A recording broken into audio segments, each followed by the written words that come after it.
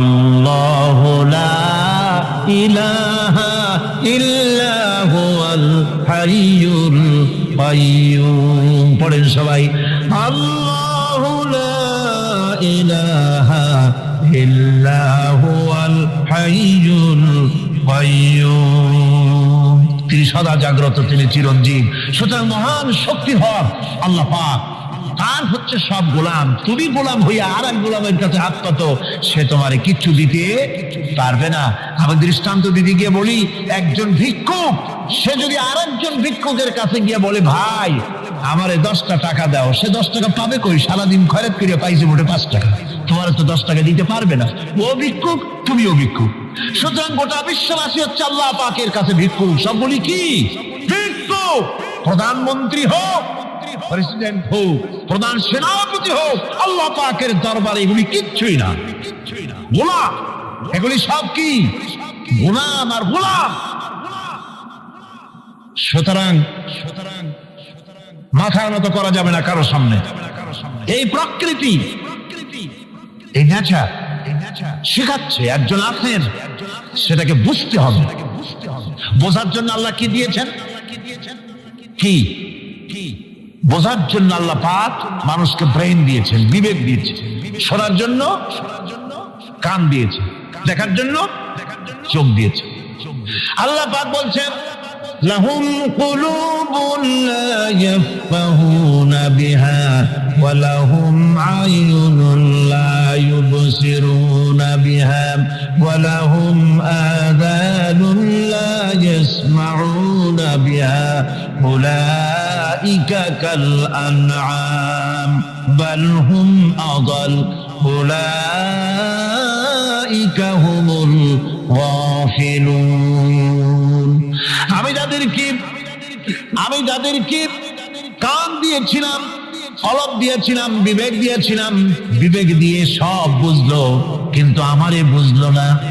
বিবেক দিয়া সব বুঝলো, বিবেক দিয়া সমস্ত জিনিস, নিজের স্বার্থের জিনিসগুলি বুঝলো, কিন্তু আল্লাহকে বুঝলো না। কান দিয়েছিলাম শোনার জন্য, গান শুনলো, বাজে কথা শুনলো, সব শুনলো, কিন্তু হকের দাওয়াত তার কানের মধ্যে ঢুকলো না। হক বুঝলো না, হক শুনলো না, হক দেখলো না, সত্যকে চিনতে পারলো না। আল্লাহ পাক বলেন, উলাইকা কাল আনআম। এরা হলো চতুষ্পদ জানোয়ার, জানোয়ার পশু। আল্লাহ কয় না খালি পশু কইলে সারে না, বাল হোক আবার একেবারে পশুর চাইতো নিকৃষ্ট। কারণ কি? কারণ হলো পশু অবিশ্বাসী নয়, পশু অবিশ্বাসী নয়, পশু কাফের নয়, পশু মুশরিক নয়, পশু মুরতাদ নয়, পশু নাস্তিক নয়, ঠিক কিনা? সুতরাং পশুর চাইতেও খারাপ, পশুর চাইতেও খারাপ। পশু যেটা বোঝে তাও বোঝে না। পশু তো অন্তত মালিকের আনুগত্য করে, তার কথা শোনে, যার খায় তার কথা শোনে। কুত্তাটাও, কুকুরও যার খায় তার কথা শোনে, ঠিক কিনা গণ? অথচ যে আল্লাহ রাব্বুল আলামিন খেতে দিলেন, পড়তে দিলেন, সব কিছু দিলেন, তার ইবাদতটা বুঝতে চেষ্টা করলো না, তার ইবাদত বুঝতে চেষ্টা করলো না, তার গোলামি করতে জানলো না। সুতরাং এগুলি হচ্ছে উলাইকা কাল আনআম। এগুলি চতুষ্পদ জন্তু এবং জানোয়ারের মতো, বরং তার থেকেও নিকৃষ্ট। মানুষকে আল্লাহ পাক জ্ঞান দিয়েছিলেন, সেই জ্ঞান দিয়ে সে দূরবীন আবিষ্কার করলো, জ্ঞান দিয়ে দূরবীন আবিষ্কার করলো, যাতে করে শকুনের চাইতে তীক্ষ্ণ দৃষ্টি সম্পন্ন হয়। সে গাড়ি আবিষ্কার করলো, যাতে করে চিতাবাঘের চাইতে বেশি দৌড়াইতে পারে। সে সাবমেরিন আবিষ্কার করলো, যাতে করে মাছের চাইতে বেশি দ্রুতগামী হয়ে চলতে পারে পানির তলা দিয়া। সব কিছুই করলো, কিন্তু তার মনুষ্যত্বকে বাড়াইতে পারলো না, মনুষ্যত্বকে বাড়াতে পারলো না। এই মনুষ্যত্বই ছিল সবচেয়ে বড় জিনিস। কবি বলছেন, মুঝে ये डर है कि दिले जिंदा तू ना मर जाए, मुझे ये डर है कि दिले जिंदा तू ना मर जाए, कि जिंदगानी इबारत है तेरे जीने से। मुझे ये डर है कि दिले जिंदा तू ना मर जाए। আমার এই ভয় হয়, হে আমার জীবন্ত আত্মা, তোর না অপমৃত্যু হয়ে যায়। কারণ তোর যদি অপমৃত্যু হয়, তাহলে আমার তো বেঁচে থাকার কোনো লাভ নাই। আমরা তো আমাদের আত্মা, জীবিত আত্মাকে মেরে ফেলছি, জীবিত আত্মাকে মেরে ফেলছি, আত্মাকে বিকশিত করছি না। আত্মাকে বিকশিত করতে হবে। এই আত্মা বিকশিত হবে কিভাবে? সব জিনিসের খাবার আল্লাহ পাক এই জমিনে তৈরি করেছেন, ঠিক কিনা কর? সকলের খাবার এই জমিনে। মানুষ যেহেতু তৈরি হয়েছে এই মাটি দিয়ে, সেই জন্য আল্লাহ রাব্বুল আলামিন মানুষের খাবার মাটি দিয়ে তৈরি করে দিয়েছেন। কলা দিয়েছেন, কচু দিয়েছেন, আলু দিয়েছেন, মূলা দিয়েছেন, তাল দিয়েছেন, বেল দিয়েছেন, মাছ দিয়েছেন, তরকারি দিয়েছেন, পনির দিয়েছেন, দিয়েছেন, গোশত দিয়েছেন। খাবারের কোনো অভাব রাখেন নাই, সব মাটি দিয়েছে। কিন্তু যেটা আমাদের ভিতরে, যে আত্মাটা আমাদের মধ্যে, যে আত্মা থাকলে পরে বাঁচি, আত্মা না থাকলে পরে মরে যায়, সেই রুহের খাবার আমরা কেউ দিতেছি না। রুহটা কি? আল্লাহ পাক বলছেন, নবী আপনাকে প্রশ্ন করা হয়, ওয়ায়াসআলুনাকা আনির রূহ কুলির রূহু মিন আমরি রাব্বি। নবী ভাই, প্রশ্ন করা হয় রূহ কি জিনিস? এর জবাব হচ্ছে, এই বলে দিন, রূহ হচ্ছে আল্লাহর একটু অর্ডার, একটু হুকুম তোমার ভিতরে কাজ করছে। ওই রূহেরও কিছু খাবার আছে, ওই রূহেরও কিছু খাবার আছে। সেই রূহকে খাবার জমিনে তৈরি হবে না। রূহ গোশত খাবে না, পনির খাবে না, দুধ খাবে না, সর খাবে না, ফল খাবে না। কি খাবে? রূহের খাবার। যেহেতু রূহ এই পৃথিবীতে তৈরি হয় নাই, রূহ এসেছে আলমে আরওয়াহ থেকে, সেজন্য রব্বুল আলামিন রূহের খাবার পাঠিয়েছেন লৌহ মাহফুজ থেকে। আল্লাহ পাক কোরআনে কারীমকে রূহের খোরাক করে পাঠিয়েছেন। রূহকে যদি বাঁচাতে চান তাহলে তার একমাত্র খাদ্য হতেছে তেলাওয়াতে কোরআন। তেলাওয়াতে কোরআন যত তেলাওয়াত করবেন ততই মজা লাগবে। সুবহানাল্লাহ, কোন সুবহানাল্লাহ। একটু হারাম শরীফ থেকে বেড়ায় আসেন। টাকা পয়সা যাদের আছে তাদের বলছি, পয়সা করি যাদের আছে, সিঙ্গাপুর বেড়ায়। আর সিঙ্গাপুর বেড়ায় করবা কি? মার্কেটিং ছাড়া আর কিছুই নেই। সিঙ্গাপুর, ব্যাংকক, হংকং এই সমস্ত জায়গায় ঘুরে টুরে আসে, খুব দেখে আসছে। টাকা নষ্ট করে লাভ নাই, বরং পয়সা করি যদি আল্লাহ দিয়ে থাকেন হস্ত করবেনই। পয়সা করি বেশি থাকলে রমজান মুবারকে উমরা করে এসেন। রাসূল কারীম সাল্লাল্লাহু আলাইহি ওয়াসাল্লাম বলেছেন, যে ব্যক্তি রমজান মুবারকে উমরা করলো সেজন্য আমার সাথে হজ আদায় করল।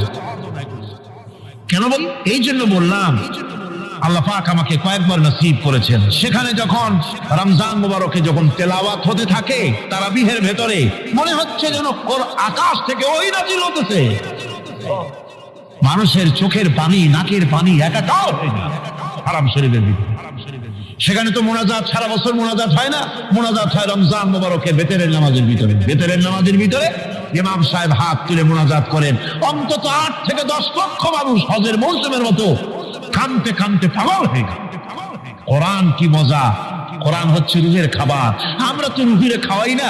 ঘোড়ার উপরে চড়ি, গাধার উপরে চড়ি, ঘোড়ারে গাধারে জন্মের মতো মোটেই খাইতে দেই না, নিজে খাই জন্মের মতো। খাইয়া ঘোড়ারে খাইতে দেওয়া হয় না, গাধারে খাইতে দেওয়া হয় না। ফলে ওর উপরে যখন সওয়ার হয় তখন ঘোড়া গাধা না খাইতে খাইতে একদিন চারদিকে দিয়া জায়গায় চিপে মরা ছাড়ার কোনো পথ থাকে না। আমাদের মানুষেরা খায় কি? সুবহানাল্লাহ। এই যে শবে বরাত আসতেছে, কি যে খাবে! আগের থেকে লিস্ট তৈরি হয়ে যায় কতটা আইটেম তৈরি করা হবে। রমজান মাসে আল্লাহ একটু কম টম মান্দায় খাবে।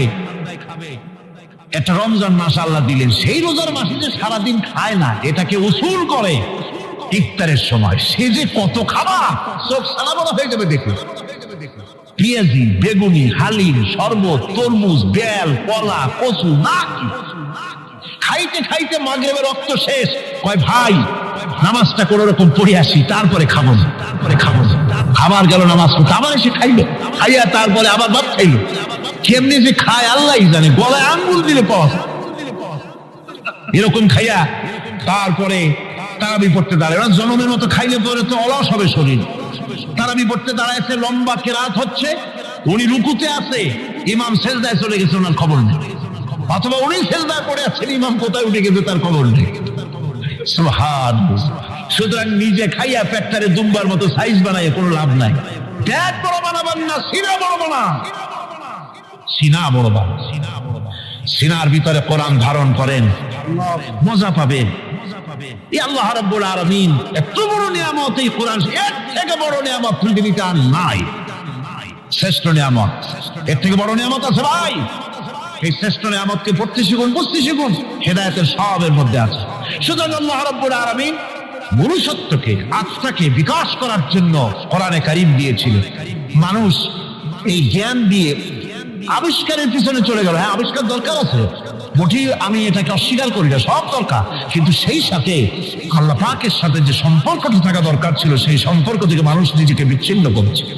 কোরআনে কারীমে আল্লাহ পাক বলছেন, লাকাদ খালাকনাল ইনসানা ফি আহসানি তাকওয়িম। সব থেকে সুন্দর করে বানিয়েছি কারে? মানুষ। চিল্লা এখন কারে? মানুষ হলো সবচাইতে সুন্দর, সবচাইতে সুন্দর সৃষ্টি আমার। ওগুলা, এই মানুষগুলি হচ্ছে আশরাফুল মাখলুকাত। মানুষ কি মাখলুকাত? সৃষ্টির সেরা। আপনারা সৃষ্টির সেরা হইলেন কি দিয়া? আপনারা কি বাঘের মতো দৌড়াতে পারেন? বল্লার মতো হুল ঘুরাইতে পারেন? কুত্তার মতো কামড়াইতে পারেন? হাতির মতো শক্তি আছে? গরিলার মতো শক্তি আছে? মাছের মতো সাঁতরাইতে পারেন? সাপের মতো ক্রুদ্ধতা আছে? সিংহের মতো হিংস্রতা আছে? তো কিসে, কোন দিক থেকে আপনি আশরাফুল মাখলুকাত হলেন? আশরাফুল মাখলুকাত হয়েছেন জ্ঞানের কারণে। কিসের কারণে? সেই জ্ঞানটার জন্যই তো আপনি সৃষ্টির সেরা। এই সৃষ্টির সেরা মানুষ, সুন্দর মানুষ, এই মানুষগুলি ثم رددناه في أسفل سافلين ثم رددناه أسفل سافلين। এই মানুষ নিচে নামতে নামতে এত নিচে নামে, শয়তান অবাক হয়ে গালে হাত দিয়া নিচের দিকে তাকায়া দেখে আর চিন্তা করে, এর দূর নামলো কেমন? শয়তান অবাক হয়ে যায় মানুষের অবস্থা দেখে। আর America, British parliament, American parliament আইন পাস করে পুরুষে পুরুষে বিবাহ জায়েজ করে দিয়েছে সেখানে। নাউযুবিল্লাহি মিন যালিক। শয়তানের চাইতে অনেক কিছু। শয়তান ওই সব কাম জানেও না, বোঝেও না। শয়তান তো ভালো, কুত্তাও জানে না, ঠিক কিনা কর? কুকুরেও সমকামিতা করে না, শুয়োরেও করে না, গাধায়ও করে না। মানুষ কোথায় নামছে? এই মানুষ সৃষ্টির সেরা বানিয়েছিলাম, শয়তানের চাইতে নিকৃষ্ট হয়ে গেল। আল্লাহ পাক বলেন, ইল্লাল্লাযীনা আমানু ওয়া আমিলুস সালিহাতি ফালাহুম আজরুন গায়রু মামনুন। কিন্তু যারা ঈমান এনেছে, আমলে সালেহ করেছে, তাদের জন্য রয়েছে অপরন্ত পুরস্কার। এই অপরন্ত পুরস্কার আল্লাহ রাব্বুল আলামিন দান করবেন যারা নাকি মুমিন বান্দা, যারা নাকি ইবাদত করবে তাদের জন্য। এখন আমি আপনাদেরকে বলতেছিলাম যে ইবাদত গোলামি অর্থে, এর গোলামির পূর্ণ অর্থ সেটা হচ্ছে যে ব্যক্তি, পরিবার, সমাজ ও রাষ্ট্র, জীবনের সকল ক্ষেত্রে গোলামি করতে হবে কার? আল্লাহ পাকের। এই ইবাদত শব্দটাকে কোরআনে কারীমে কয়েকটা অর্থে ব্যবহার করা হয়েছে, সে অর্থগুলি আমাদের জানা দরকার।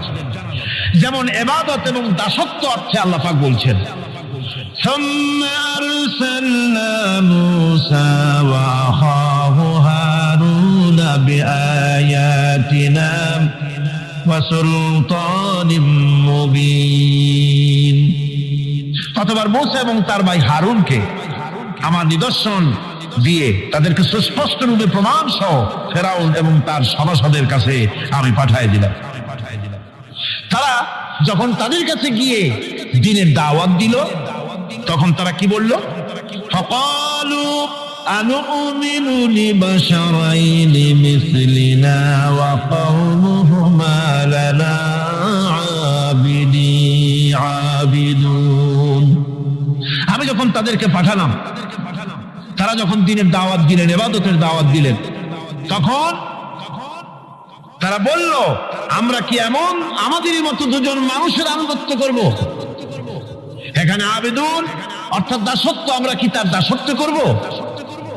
এই দাসত্ব একমাত্র আল্লাহরই হতে পারে, আর কারো হতে পারে। সেজন্য কোরআনে কারীম অন্যত্র বলছে, ইয়া আইয়ুহাল্লাযীনা আমানু কুলু মিন তাইয়্যিবাতি মা রাযাকনাকুম ওয়াশকুরু লিল্লাহি ইন কুনতুম ইয়্যাহু তা'বুদুন। হে ঈমানদারেরা, তোমরা যদি আমার ইবাদত করো তবে আমি তোমাদেরকে যে সব পবিত্র জিনিস দান করেছি তা খাও এবং আল্লাহর শুকর আদায় করো। তো ইবাদত আল্লাহ পাকের করলে আল্লাহ পাক তাদেরকে খেতে দিবেন, পড়তে দিবেন, সবকিছু আল্লাহ পাক করে দিবেন।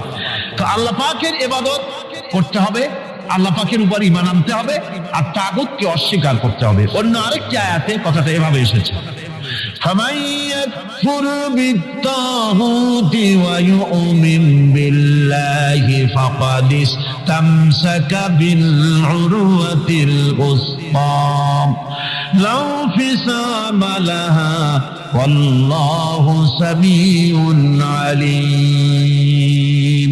فمن يكفر بالطاغوت, যে ব্যক্তি তাগুত অস্বীকার করলো, ওয়া ইউমিন বিল্লাহ, এবং আল্লাহর উপর ঈমান এনেছে, ফাকাদ ইসতামসাকা বিল উরওয়াতিল উসকা, সে এমন এক মহান অবলম্বন ধারণ করলো যে কোন জিনিসই তাকে বিচ্ছিন্ন করে দিতে পারবে না, এমন এক মহান অবলম্বন ধারণ করেছে। সুতরাং আল্লাহর উপর ঈমান আনতে হবে, তাগুতকে অস্বীকার করতে হবে। ইবাদত জীবনের সকল ক্ষেত্রে করতে হবে কার? আল্লাহ পাক।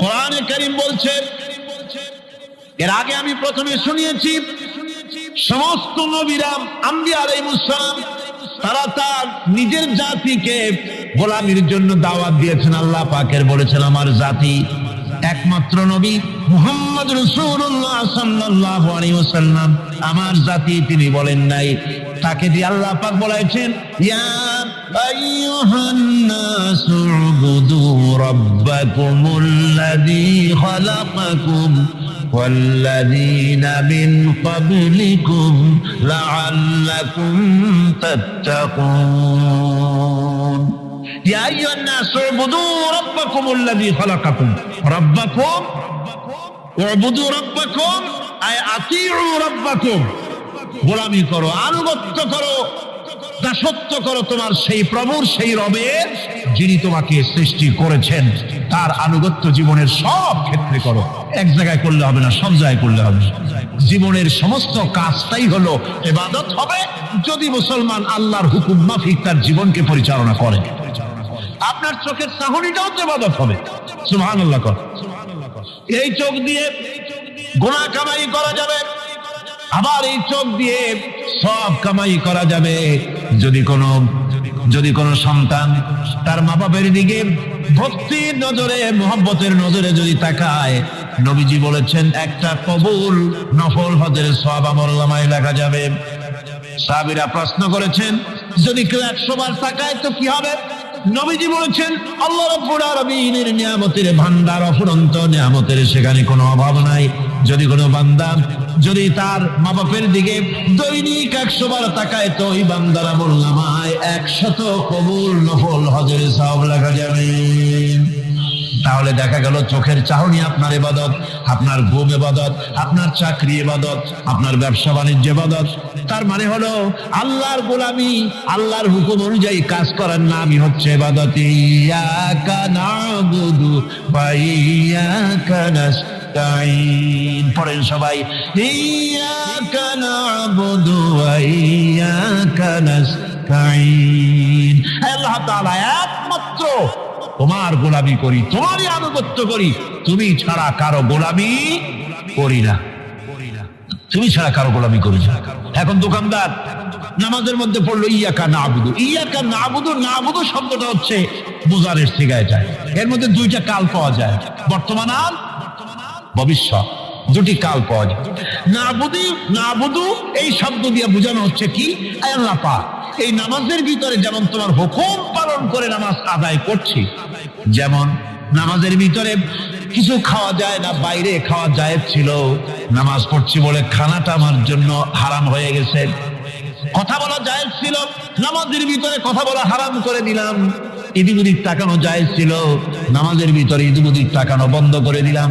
তার মানে আমার জন্য চিরস্থায়ী, সবসময়ের জন্য আমার জন্য হালাল করে দেওয়া জিনিসগুলি এই নামাজের ভিতরে অল্প সময়ের জন্য হারাম করে প্রমাণ করে দিলাম। মাবুদ গো, এই নামাজের পরে চিরস্থায়ী হারামগুলি এইভাবে আমার জন্য হারাম করে নেব। নামাজটা পড়ছি যেভাবে করে, নামাজের বাইরের জীবন চালাবো সেইভাবে করে। সেজদা দিলেই তো সওয়াব হয়, সেজদা দিলে কি হয়? সওয়াব হয়। যদি কেউ 5-6টা সেজদা দিয়ে দেয় এক রাকাতের মধ্যে তো কি হবে? যদি কেউ নামাজ পড়লে তো সওয়াব হয়। ফজরের নামাজ যদি 4 রাকাত পড়ে তো কি হবে? মাগরিবের নামাজ যদি 2 রাকাত পড়ে অথবা 4 রাকাত পড়ে তো কি হবে? ইচ্ছে করে যদি এভাবে করে ভুল করবে নয়, ইচ্ছে করে যদি করে তাহলে আল্লাহর আইনের সঙ্গে বিরোধিতা করছে বলে সে বিদ্রোহী হিসাবে প্রমাণিত হবে। সুতরাং কথা হচ্ছে নামাজের ভিতরে আয় আল্লাহ পাক ইয়াকা না'বুদু, এই নামাজের ভিতরে তোমার হুকুম মেনে যেভাবে নামাজ আদায় করি, নামাজের বাইরের জীবনটাও তোমার হুকুম মেনে পালন করব। এটাই হচ্ছে ইবাদতের মূল থিম, মূল আইডিয়া, মূল ফিলোসফি। নামাজ ইবাদত করতে হবে জীবনের সব ক্ষেত্রে। নামাজের ভিতরে বললাম ইয়াকা না'বুদু, দোকানদার। এই লোকটা কি? দোকানদার। ঘি বিক্রি করবে, ঘি আনছে দোকানে। তারপরে নামাজ পড়তে দাঁড়িয়েছে। দোকানের পেছনে ছোট্ট ঘর আছে, নামাজ পড়তে দাঁড়িয়েছে। শুরু করে দিল আল্লাহু আকবার, আলহামদুলিল্লাহি রাব্বিল আলামিন, আর রহমানির রহিম, মালিকি ইয়াউমিদ্দিন, ইয়াকা না'বুদু ওয়া ইয়াকা। তাড়াতাড়ি পড়তে হবে যেহেতু খরিদ্দার আসতেছে। খরিদ্দার 2-4 জন ভিড় জমায়েছে, নামাজ ছেড়ে দিয়েছে। কর্মচারীকে ডাকছে, পেরেশন ভিতরে আসতো। আমি তো কেবল খাঁটি ঘি নিয়ে আসছি, ওর মধ্যে ভেজাল দিই নেই। তাড়াতাড়ি করে ওর মধ্যে যা দিয়ে ভেজাল দিতে হয় ভেজাল দিয়ে ঠিক মতো দিয়া তারপরে বিক্রি করবি। 100 টাকা কেজি 250 টাকা করে বিক্রি করবি। আল্লাহু আকবার, আর রহমানির রহিম, মালিকি ইয়াউমিদ্দিন, ইয়াকা না'বুদু ওয়া ইয়াকা। এটা নামাজ হইল পর। এই নামাজের আল্লাহর কোনো দরকার আছে? কোনো দরকার নেই। ইবাদত তো হবে নামাজ তার হুকুমে, ব্যবসা তার হুকুমে। নামাজে সেজদা দিব যার হুকুমে, রোজা রাখবো তার হুকুমে, নামাজ পড়বো যার হুকুমে, অর্থনীতি চালাবো তার হুকুমে, নামাজ পড়বো যার হুকুমে, আমার দেশের কলকারখানা চলবে, নামাজ পড়বে যার হুকুমে, পার্লামেন্ট চলবে তার হুকুমে, নামাজ পড়বো যার হুকুমে, রাজনীতি চলবে তার হুকুমে। এর উল্টা পাল্টা যদি হয় মুসলমান মানতে পারে কখনই। সুতরাং মুসলমানকে আনুগত্যের মস্তককে অবনত করে দিতে হবে আল্লাহ পাকের সামনে। আল্লাহর সঙ্গে আর বান্দার সঙ্গে হক আছে। বান্দার উপরে আল্লাহর হক এবং আল্লাহর উপরে বান্দার হক কি? এ ব্যাপারে একটি হাদিস আপনাদেরকে শোনানো যায়। হাদিসটি হচ্ছে ওয়ান মুআজ বিন জাবাল রাদিয়াল্লাহু তাআলা আনহু قال كنت رديف النبي صلى الله عليه وسلم على حمار فقال لي يا معاذ أتدري ما حق الله على العباد وما حق العباد على الله।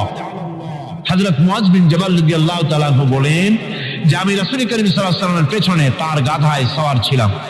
তিনি আমাকে জিজ্ঞেস করলেন, মুআজ তুমি কি জানো বান্দার উপরে আল্লাহর হক কি এবং আল্লাহর উপরে বান্দার হক কি? তিনি বললেন, আল্লাহু ওয়া রাসূলুহু আ'লামু, আল্লাহ এবং তার রাসূল খুব ভালো করে জানেন। রাসূল করিম সাল্লাল্লাহু আলাইহি ওয়াসাল্লাম জবাব দিলেন, ক্বালা হাক্কুল্লাহি আলাল ইবাদ আন ইয়া'বুদুহু ওয়া লা ইউশরিকু বিহি শাইআ ওয়া হাক্কুল ইবাদি আলাল্লাহ আন লা ইউ'আযযিবু মান লা ইউশরিকু বিহি শাইআ। আল্লাহর নবী বলেন, বান্দার উপরে আল্লাহর উপরে বান্দার হক হতেছে, আল্লাহর উপরে বান্দার হক হতেছে বান্দা আল্লাহ পাকের ইবাদত করবে, আল্লাহর গোলামি করবে, আল্লাহর আনুগত্য করবে, দাসত্ব করবে। সেই আনুগত্য ইবাদত আর গোলামির ভিতরে কাউকে শরীক স্থাপন করবে না। বান্দার উপরে আল্লাহর হক হতেছে যেই বান্দা আল্লাহ পাকের ইবাদত করবে, গোলামি করবে, আর কোনো শিরক করবে না, কিয়ামতের দিন ওই বান্দা সম্পর্কে আল্লাহর হক হবে বান্দাকে জাহান্নামের আগুন আল্লাহ পাক হারাম করে দিয়ে তার জান্নাত দিয়ে দিবেন। এটাই হলো বান্দার উপর আল্লাহ পাকের হক। সুতরাং ইবাদত হবে সলিড কার জন্য? আল্লাহ পাকের জন্য। জোরে বলেন কার জন্য? একমাত্র কেবলমাত্র শুধুমাত্র আল্লাহ পাকের জন্য গোলামি হবে। সেই গোলামির কথাটাই আমরা কোরআনে কারীমের মধ্যে সূরা ফাতিহায় প্রত্যেক দিন প্রতি রাকাতে আমরা পড়ি, ইয়াকা না'বুদু ওয়া ইয়াকা নাস্তাঈন আয় আল্লাহ তাআলা, কেবলমাত্র তোমার ইবাদত করি, কেবলমাত্র তোমারই দাসত্ব করি, আর কারো আনুগত্য দাসত্ব করি না। এই গোলামি, এই দাসত্ব আল্লাহ পাক আমাদেরকে করার তৌফিক দান করুন। আমরা বলি আমিন। আমাদের জীবনে ওঠার বসায়, চলায় ফেরায়, বক্তৃতায়, ভাষণে, বিয়েতে, শাদীতে, আমাদের ইলেকশনে, আমাদের নির্বাচনে, আমাদের অর্থনীতিতে, রাজনীতিতে, আমাদের সমাজনীতিতে, পরিবারের নীতিতে, জীবনের সব ক্ষেত্রে আমরা গোলামি যেন করতে পারি কার? আল্লাহ পাকের। নামাজের ভিতরে যে কথাটা বলি, এই কথাটা যেন আমাদের বাস্তব জীবনে আমরা কার্যকরী করতে পারি। আল্লাহ পাক যেন তৌফিক দান করে। আল্লাহ পাক বলে, বান্দা যখন আমাকে ডাকে, আমি বান্দার একদম নিকটে, তার ঘাড়ের চাইতেও নিকটে। ওয়া নাহানু আকরাবু ইলাইহি মিন হাবলিল ওয়ারিদ। আমি আমার বান্দার সারা যে রগের উপরে তার মাথা, এর থেকেও আমি আমার বান্দার বেশি নিকটে। সুবহানাল্লাহ পড়ে। আমি তোমার কাছে, আমার কাছে মাপ চাও, যত বড় গুনাহ হোক। ওয়াকালা রাব্বুকুম উদউনি আস্তাজিব লাকুম। তোমার প্রভু তোমাকে ডেকে বলেছে, আমাকে ডাকো, আমি মাফ করে দেব। সুবহানাল্লাহ। কত বড় কথা, আমাকে ডাকো, নিরাশ হয়েও না, হতাশ হয়েও না। আল্লাহর গজব বেশি না রহমত বেশি? আল্লাহর রহমত বেশি। হাদিসে কুদসির ভিতরে এসেছে, আল্লাহ পাক বলেছেন, কোন বান্দা যদি আমার দিকে এক বিগত অগ্রসর হয়, আমার রহমত তার দিকে এক হাত এগিয়ে যায়। কোন বান্দা যদি আমার দিকে হেঁটে আসে, আমার রহমত তার দিকে দৌড়ে যায়। বান্দা যখন আল্লাহর দরবারে দুহাত উঁচু করে চোখের পানি ফেলে দেয়, মুসলিম শরীফের হাদিসের ভিতরে এসেছে, গভীর রাত্রে, রাতের তৃতীয় অংশে আল্লাহ রাব্বুল আলামিন প্রথম আকাশে আসেন আর ডেকে বলেন, পৃথিবীতে আছো নাকি কেউ গুনাহ করে জীবন বরবাদ করে দিয়েছো? আমার কাছে মাফ চাও। ঋণগ্রস্ত আছো, অসুস্থ আছো, অপমানিত আছো, কে আছো মাজলুম? আমাকে ডাকো, আমার কাছে বলো, আমি ডাকে সারা জীবনের আশা পূরণ করে দেব। ওই সময় যেই সমস্ত লোকেরা কাঁদে তাহাজ্জুদের নামাজ পড়ে, আল্লাহ জিজ্ঞেস করেন ফেরেশতারা, অমুক অমুক দেশ, অমুক অমুক বান্দারা কাঁদে কেন? ফেরেশতারা বলে, রব্বুল আলামিন তুমি তো ভালো করে জানো। আল্লাহ বলেন, জানি, তবুও তোমাদের মুখে শুনতে চাই। তারা বলে, রব্বুল আলামিন তোমার এই বান্দা গুনাহ করেছি, গুনার জন্য মাফ চায়, জাহান্নাম থেকে বাঁচতে চায়। আল্লাহ পাক বলেন, ফেরেশতারা আমার এই বান্দারা আমারে দেখেছে নাকি? বলে দেখে নাই। বলে আমার দোজখ দেখেছে নাকি? বলে না, তাও দেখে নাই। আমার বেহেশত দেখেছে নাকি? বলে না, তাও দেখে নাই। আল্লাহ পাক বলেন, ফেরেশতারা সাক্ষী দেখো, ওরা আমাকে দেখে নাই, আমার বেহেশত দোজখ কিছুই দেখে নাই। শুধুমাত্র আমার নবীর কথা, আমার কোরআনের কথা বিশ্বাস করে আরামের ঘুমকে হারাম করে যেভাবে তারা কাঁদতেছে, সাক্ষী থেকে যাও ফেরেশতারা, আমার রহমতের দরিয়ায় জোশ মেরেছে, আমার ওই ক্রন্দনরত বান্দাগুলিকে আমি আল্লাহ মাফ করে দিলাম। সুতরাং মুমিন বান্দা যারা, আল্লাহর মুমিন বান্দা যারা, এই ইমানের কোয়ালিটি, এটাও হতাশায়, নিরাশায় ভেঙে পড়বে না। গুনাহ তো মানুষই করে, গুনাহ হয়ে গেছে, মাফ চাও। তোমার গুনাহ কদ্দুর? তোমার গুনাহ যদি হয় পাহাড় সমান, আল্লাহর রহমত আকাশ সমান। জাহান্নামের কঠিন শাস্তি থেকে বাঁচতে হলে আল্লাহর প্রতি ঈমান আনতে হবে। আর ঈমান আনলে যে কোয়ালিটি গুলি হওয়া উচিত, সেগুলি আমি আপনাদের সামনে আলোচনা করছি। এরপর আরেকটি কোয়ালিটি হবে মুমিনের, তা হলো কঠোর কঠিন বিপদে অবিচল থাকবে, বিপদে ভেঙে পড়বে না। বিপদ আপদ, শত্রুতা, ক্ষয় ক্ষতি যা কিছু হয় সবই আল্লাহর পক্ষ থেকে, এটা মেনে নিতে হবে এবং ধৈর্য ধারণ করতে হবে। বিপদ মুসিবত শুধু উম্মতের জন্য নয়, দুনিয়ার সমস্ত নবীদের বিপদ এসেছে, হয় নাই? নবীদের বিপদ আসে নাই? কোরআনে কারীম থেকে শুনুন, আল্লাহ রাব্বুল আলামিন বলেন, ওয়া কাযালিকা জাআলনা লিকুল্লি নাবিয়্যিন আদুওয়াম মিনাল মুজরিমিন। আল্লাহ পাক বলেন, এমনি করে আমি সকল নবীদের শত্রু বানিয়ে দিয়েছি, সব পাপিষ্ঠ আর অপরাধ প্রবণ লোকদেরকে। প্রত্যেক যুগে নবীদের শত্রু ছিল, প্রত্যেক যুগে নবীদের কি ছিল? শত্রু ছিল। সে শত্রু কারা ছিল? আল্লাহ পাক বলছেন, নবীদের শত্রু ছিল পাপিষ্ঠ আর অপরাধ প্রবণ লোক, এরাই ছিল নবীদের দুশমন। রাসূলগণের অবস্থা যদি এই হয়, তাহলে তার উম্মত, ওই দিনের ধারক বাহক যারা, তাদের বুঝি বিপদ আপদ হবে না নাকি? হবে কিনা? তো ইসলামের বিরোধিতা যারা করে, কোরআনের পরিভাষায় বলা হয়েছে ইসলামের দুশমন, নবীদের দুশমন। দুনিয়ার সব পাপিষ্ঠ আর অপরাধ প্রবণ লোকেরাই ইসলামের দুশমন হয়, নবীদের দুশমন হয়। আজও দেখেন, আজও তাকিয়ে দেখেন, ইসলামী আন্দোলনের বিরোধিতা যারা করে তারা পাপিষ্ঠ চরিত্রের কিনা। তাকায় দেখেন, খুঁজে দেখেন, সর্বত্র খুঁজে দেখুন, খুঁজে দেখুন যারা ইসলামী আন্দোলনের বিরোধিতা করে, যারা ইসলামকে মিটিয়ে দেওয়ার চেষ্টা করতেছে, যারা ইসলামকে মৌলবাদ বলে, ইসলামকে সাম্প্রদায়িক বলে। কোরআনে কারীমের কথা কত স্পষ্ট যে নবীদের দুশমন হয়, ইসলামের দুশমন হয় মুসলিম লোকেরা, অপরাধ প্রবণ আর পাপিষ্ঠ লোকেরা। আজও আমরা দেখতে পাই এই শ্রেণীর লোকেরা পাপিষ্ঠ এবং সবচাইতে সমাজের নিকৃষ্ট ধরনের চরিত্রহীন লোক। নামাজ নাই। আপনি খুঁজে দেখেন ইসলামী আন্দোলনের বিরোধিতা যারা করছে, যারা নেতৃত্ব দিচ্ছে, নামাজ নাই, রোজা নাই, চরিত্র নাই, হজ নাই, যাকাত নাই, মদ, জুয়া, জেনা, ব্যভিচার ইত্যাদিতে লিপ্ত।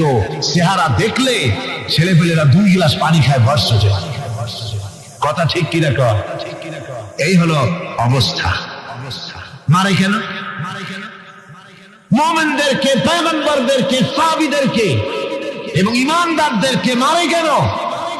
তার কারণ হচ্ছে আল্লাহ রাব্বুল আলামিন বলেছেন, ওয়া মা নাকামু মিনহুম ইল্লা আইয়ুমিনু বিল্লাহিল আজিজিল হামিদ। কাফিররা ঈমানদার লোকদেরকে অন্য কোন অপরাধী নির্যাতন চালায় না, নির্যাতন চালায় শুধু এই কারণে যেহেতু মুমিন লোকেরা পরাক্রমশালী, আল্লাহ রাব্বুল আলামিনের দ্বীনকে কায়েম করতে চায়, তার উপরে ঈমান এনেছে, এই কারণেই তারা মারে। ঠিক কিনা কর?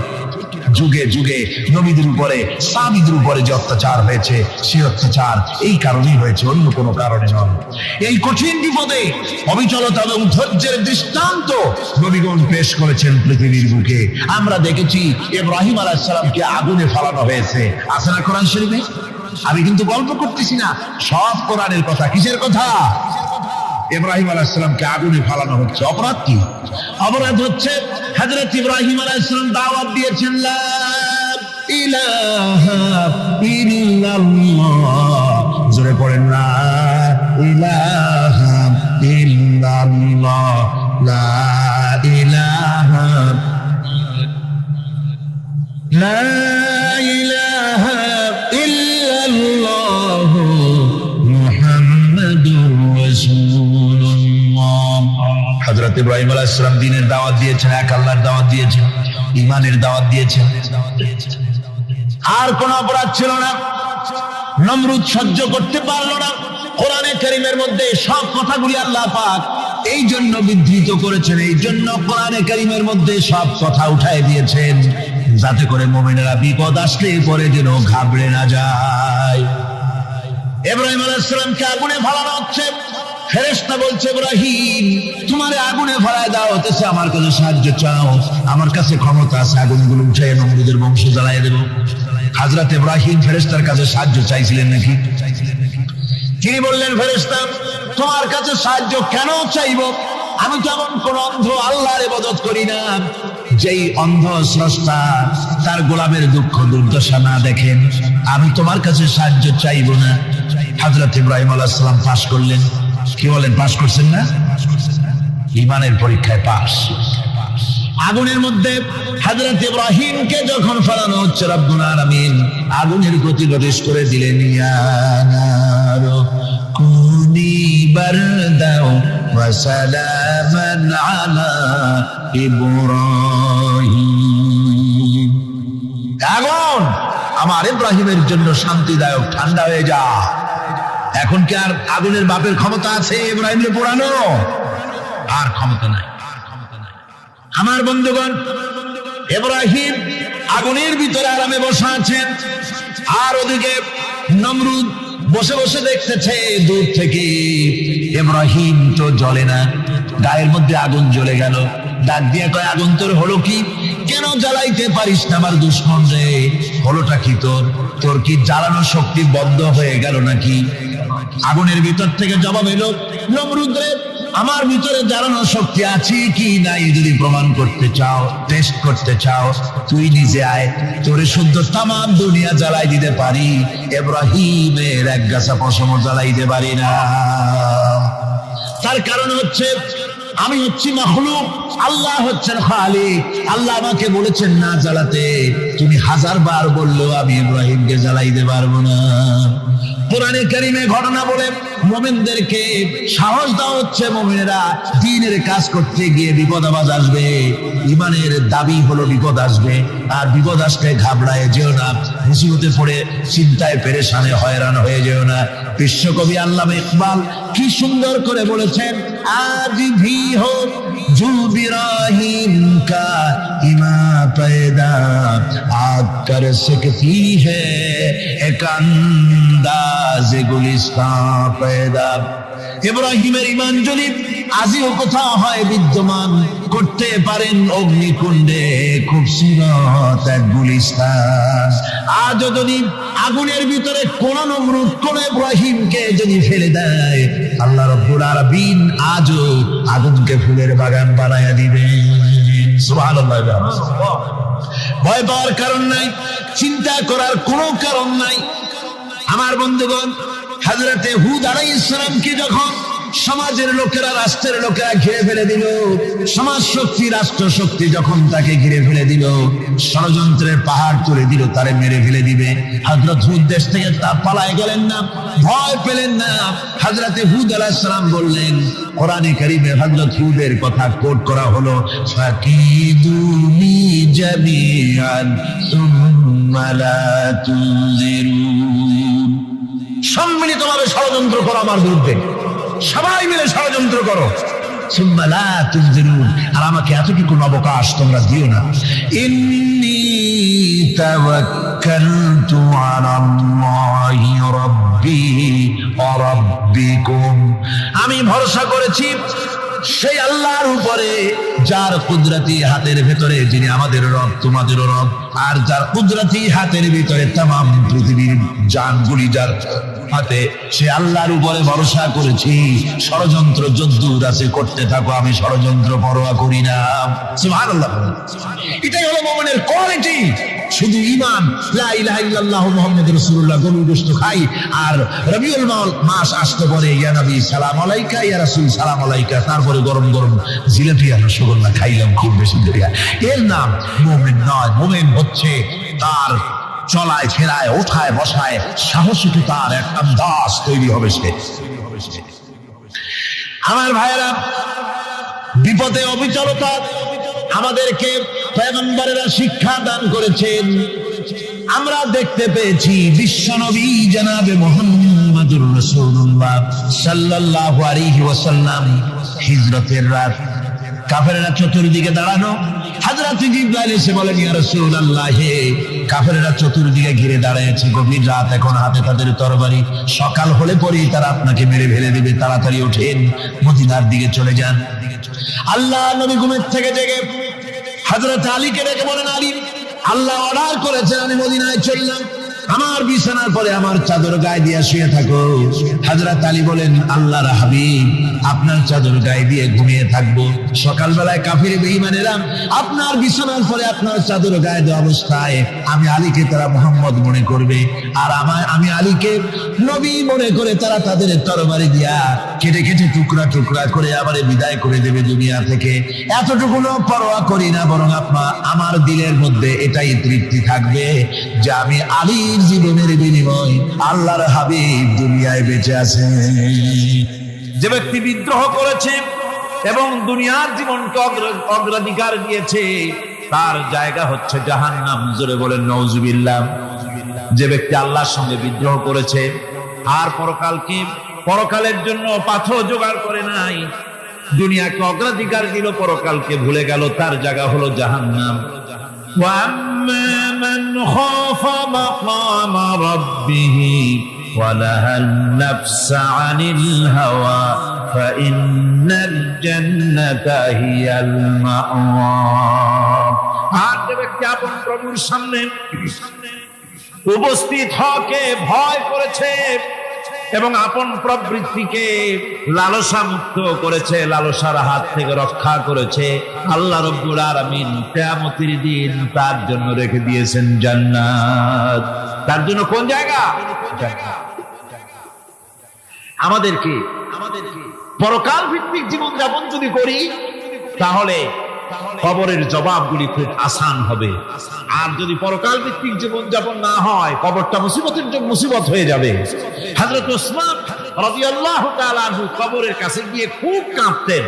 সাহাবায়ে কেরাম প্রশ্ন করেছেন, হুজুর, রাসূল করিম সাল্লাল্লাহু আলাইহি ওয়াসাল্লাম যখন জান্নাত ও জাহান্নামের ওয়াজ করেন তখনও তো এত বেশি আপনি কাঁদেন না, যত বেশি কাঁদেন কবরের কাছে এসে। কারণ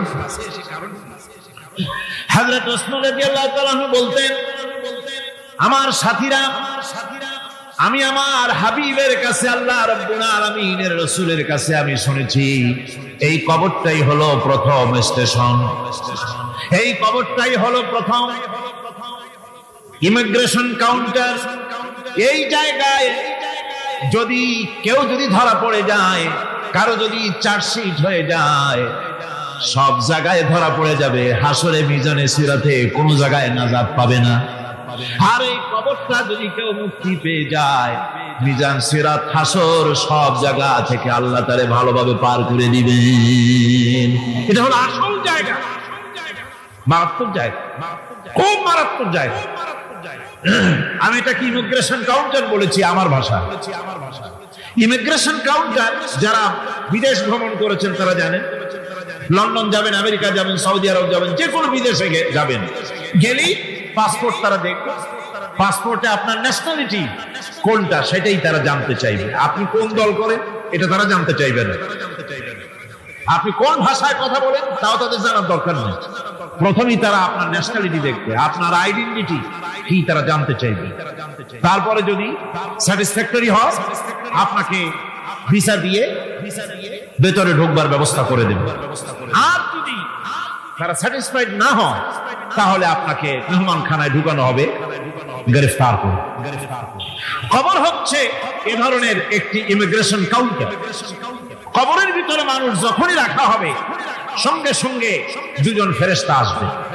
কবরের কাছে যারা এসেছিল দাফন হয়ে যাওয়ার পর এই লোকগুলি 40 কদম যেতে যতক্ষণ লাগে এর মধ্যেই দুজন ফেরেশতা এসে যাবে। এসে জিজ্ঞেস করবে, মান রব্বুকা, তুমি কোন দল করতে? ওটা তাদের জানার দরকার নেই। চাকরি কিসে করতেন ওটা জানার দরকার নেই। ব্যবসা করতেন না চাকরি করতেন প্রয়োজন নেই। প্রথমেই জিজ্ঞাসা করা হবে ন্যাশনালিটি, প্রথমেই জিজ্ঞাসা করা হবে তার ন্যাশনালিটি সম্পর্কে, তার আইডেন্টিটিটা কি, এবং সেটাকে সত্যায়িত করার জন্য, বোঝার জন্য 3টি প্রশ্ন। প্রথম প্রশ্ন, মান রব্বুকা ওয়া মা দীনুকা ওয়া মান নাবিয়ুকা, তোমার রব কে, তোমার দ্বীন কি, তোমার নবী কে। যদি এই ব্যক্তি বেঈমান হয়, মুনাফিক হয়, সে বলবে হায় হাতা লা আদরি, হায় হাতা লা আদরি, জানি না আমার রবকে, আমি জানি না। তোমার দ্বীন কি, দ্বীন কারে কয় বুঝি না। এরপরে আল্লাহর নবী জনাব মুহাম্মদ রাসূলুল্লাহ সাল্লাল্লাহু আলাইহি ওয়াসাল্লামকে দেখানো হবে, বলা হবে মা কুনতা তাকুলু ফি হাদার রাজুল, এই ব্যক্তি সম্পর্কে তোমার ধারণা কি নিকে, বলবে আমি চিনি না। নাউযুবিল্লাহ। বাস এরপরে তার যা হবার তাই শুরু হয়ে যায়। আর যদি বান্দাটা মুমিন হয়, প্রশ্ন করা হবে মান রব্বুকা, জবাব দেবে রব্বি আল্লাহ, আমার রব আল্লাহ রাব্বুল আলামিন। ওয়া মা দীনুকা, দীনুনা ইসলাম, আমার দ্বীন হচ্ছে ইসলাম। এরপরে আল্লাহর নবীকে দেখানো হবে। কয়েক রকমের বর্ণনা আছে, কোন বর্ণনায় আছে হুজুরের আকারে দেখানো হবে, অথবা রাসূলকে সরাসরি দেখানো হবে। বলা হবে মা কুনতা তাকুলু ফি হাদার রাজুল, এই লোকটি সম্পর্কে ধারণা কি। মুমিন ব্যক্তি বলবে হাদা নবিয়ুনা মুহাম্মাদুর রাসূলুল্লাহ সাল্লাল্লাহু আলাইহি ওয়াসাল্লাম, ইনি আমাদের সেই নবী মুহাম্মাদুর রাসূলুল্লাহ সাল্লাল্লাহু আলাইহি ওয়াসাল্লাম। আমরা যেন এই রকমের জবাব দিতে পারি, আল্লাহ কবুল করো। সকলে জোরে করে আমিন। জবাব হয়ে যাওয়ার পর গায়ব থেকে আওয়াজ আসবে, ফাফরিসু বিল জান্নাতি ওয়ালবিসু বিল জান্নাহ। ও আমার ফেরেশতারা, আমার এই বান্দাকে জান্নাতের পোশাক পরায়া দাও আর কবরটাকে জান্নাতের বিছানা বিছায়া দাও। জান্নাতের পোশাক পরায়া দাও, জান্নাতের বিছানা বিছায়া দাও। ইলা মাদ্দা বাসারিহি, তার চোখের দৃষ্টি যতদূর যায় কবরটা ততটা প্রশস্ত করে দাও। এরপর বেহেশতের পোশাক পরাইয়া বেহেশতের বিছানা বিছায়া ফেরেশতা বলবে, নৌম কানাউমুল উরুস, ঘুমিয়ে যাও। দুলামিয়া যেমন বাসর সজ্জায় নতুন বউ নিয়ে আরামে ঘুমায়, এরকম আরামে ঘুমায় যাও। ইলা ইয়াউমিল কিয়ামা, কিয়ামত পর্যন্ত ঘুমায়। আরামে ঘুমিয়ে থাকবে। এরপরে সিংহায় ফুৎকার হবে, সিংহার ফুৎকারের আওয়াজে তার ঘুম ভেঙে যাবে। বলবে, ইয়া ওয়াইলানা মান বাআসানা মিন মারকাদিনা, হায় আফসোস, আমার এত আরামের ঘুম থেকে কে আমাকে জাগ্রত করলো, আমার ঘুমটারে নষ্ট করলো কে? আওয়াজ আসবে, হাযা মা ওয়াদার রহমান ওয়া সাদাকাল মুরসালুন, এটা হচ্ছে রহমানের সেই ওয়াদা, আর মুরসালিনরা নবীরা সত্য কথাই বলেছিলেন, সেই কিয়ামত অনুষ্ঠিত হচ্ছে। আমার বন্ধুগণ, সেজন্য এই দুনিয়ার মোহে পড়ে থাকলে পরে দুনিয়ায় যারা অগ্রাধিকার দিবে দুনিয়াকে পরকালের তুলনায়, জবাব দিতে পারবে না কবরের ভিতরে গিয়া। আর যারা পরকালকে অগ্রাধিকার দিবে, দুনিয়ার চাইতে পরকালকে বেশি অগ্রাধিকার দেবে, আর আল্লাহর ভয় কলিজার ভিতরে রাখবে, কবরের জবাব সঠিকভাবে দিতে পারবে, কিয়ামতের দিন আল্লাহ রাব্বুল আলামিন তাদের জন্য জান্নাত দান করবেন। জোরে বলেন আমিন। দুনিয়াটা হচ্ছে দুনিয়া যেখানে আমরা আছি। আমি আগেই বলেছি, দুনিয়া হচ্ছে আসবা শব্দ থেকে এর উৎপত্তি হয়েছে। তুচ্ছ, নিকৃষ্ট, এটার দাম নাই, এটার মূল্য নাই। হযরত ইবনে কাইয়িম রাহিমাহুল্লাহ, নওয়ারাল্লাহু মারকাদাহু ওয়া জাআলাল জান্নাতা মাসওয়াহু, হযরত ইবনে কাইয়িম তিনি বলছেন, সুন্দর করে বলছেন দুনিয়া সম্পর্কে, মা মাদা ফিদ দুনিয়া আহলামুন ওয়া মা বাকিয়া মিনহা আমানি ওয়াল ওয়াক্তু বাইনাহুমা দাইন। মা মাদা ফিদ দুনিয়া আহলামুন, জীবনের যে অংশ ফেলে এসেছি সেটা আজ একটা স্বপ্ন। ওয়া মা বাকিয়া মিনহা আমানি, আর জীবনের যে অংশ সামনে বাকি আছে সেটা এখন একটা আকাঙ্ক্ষা। ওয়াল ওয়াক্তু বাইনাহুমা দাইন, আর এর মাঝখান থেকে সময় সব চলে যাচ্ছে। কত বড় কথা চিন্তা করেছেন? জীবনের যে অংশ ফেলে এসেছি তা আজকে স্বপ্ন, তা কি বলে স্বপ্ন, আর সামনে যা আছে সেটা আকাঙ্ক্ষা, আর মাঝখান থেকে সময় সব চলে যাচ্ছে।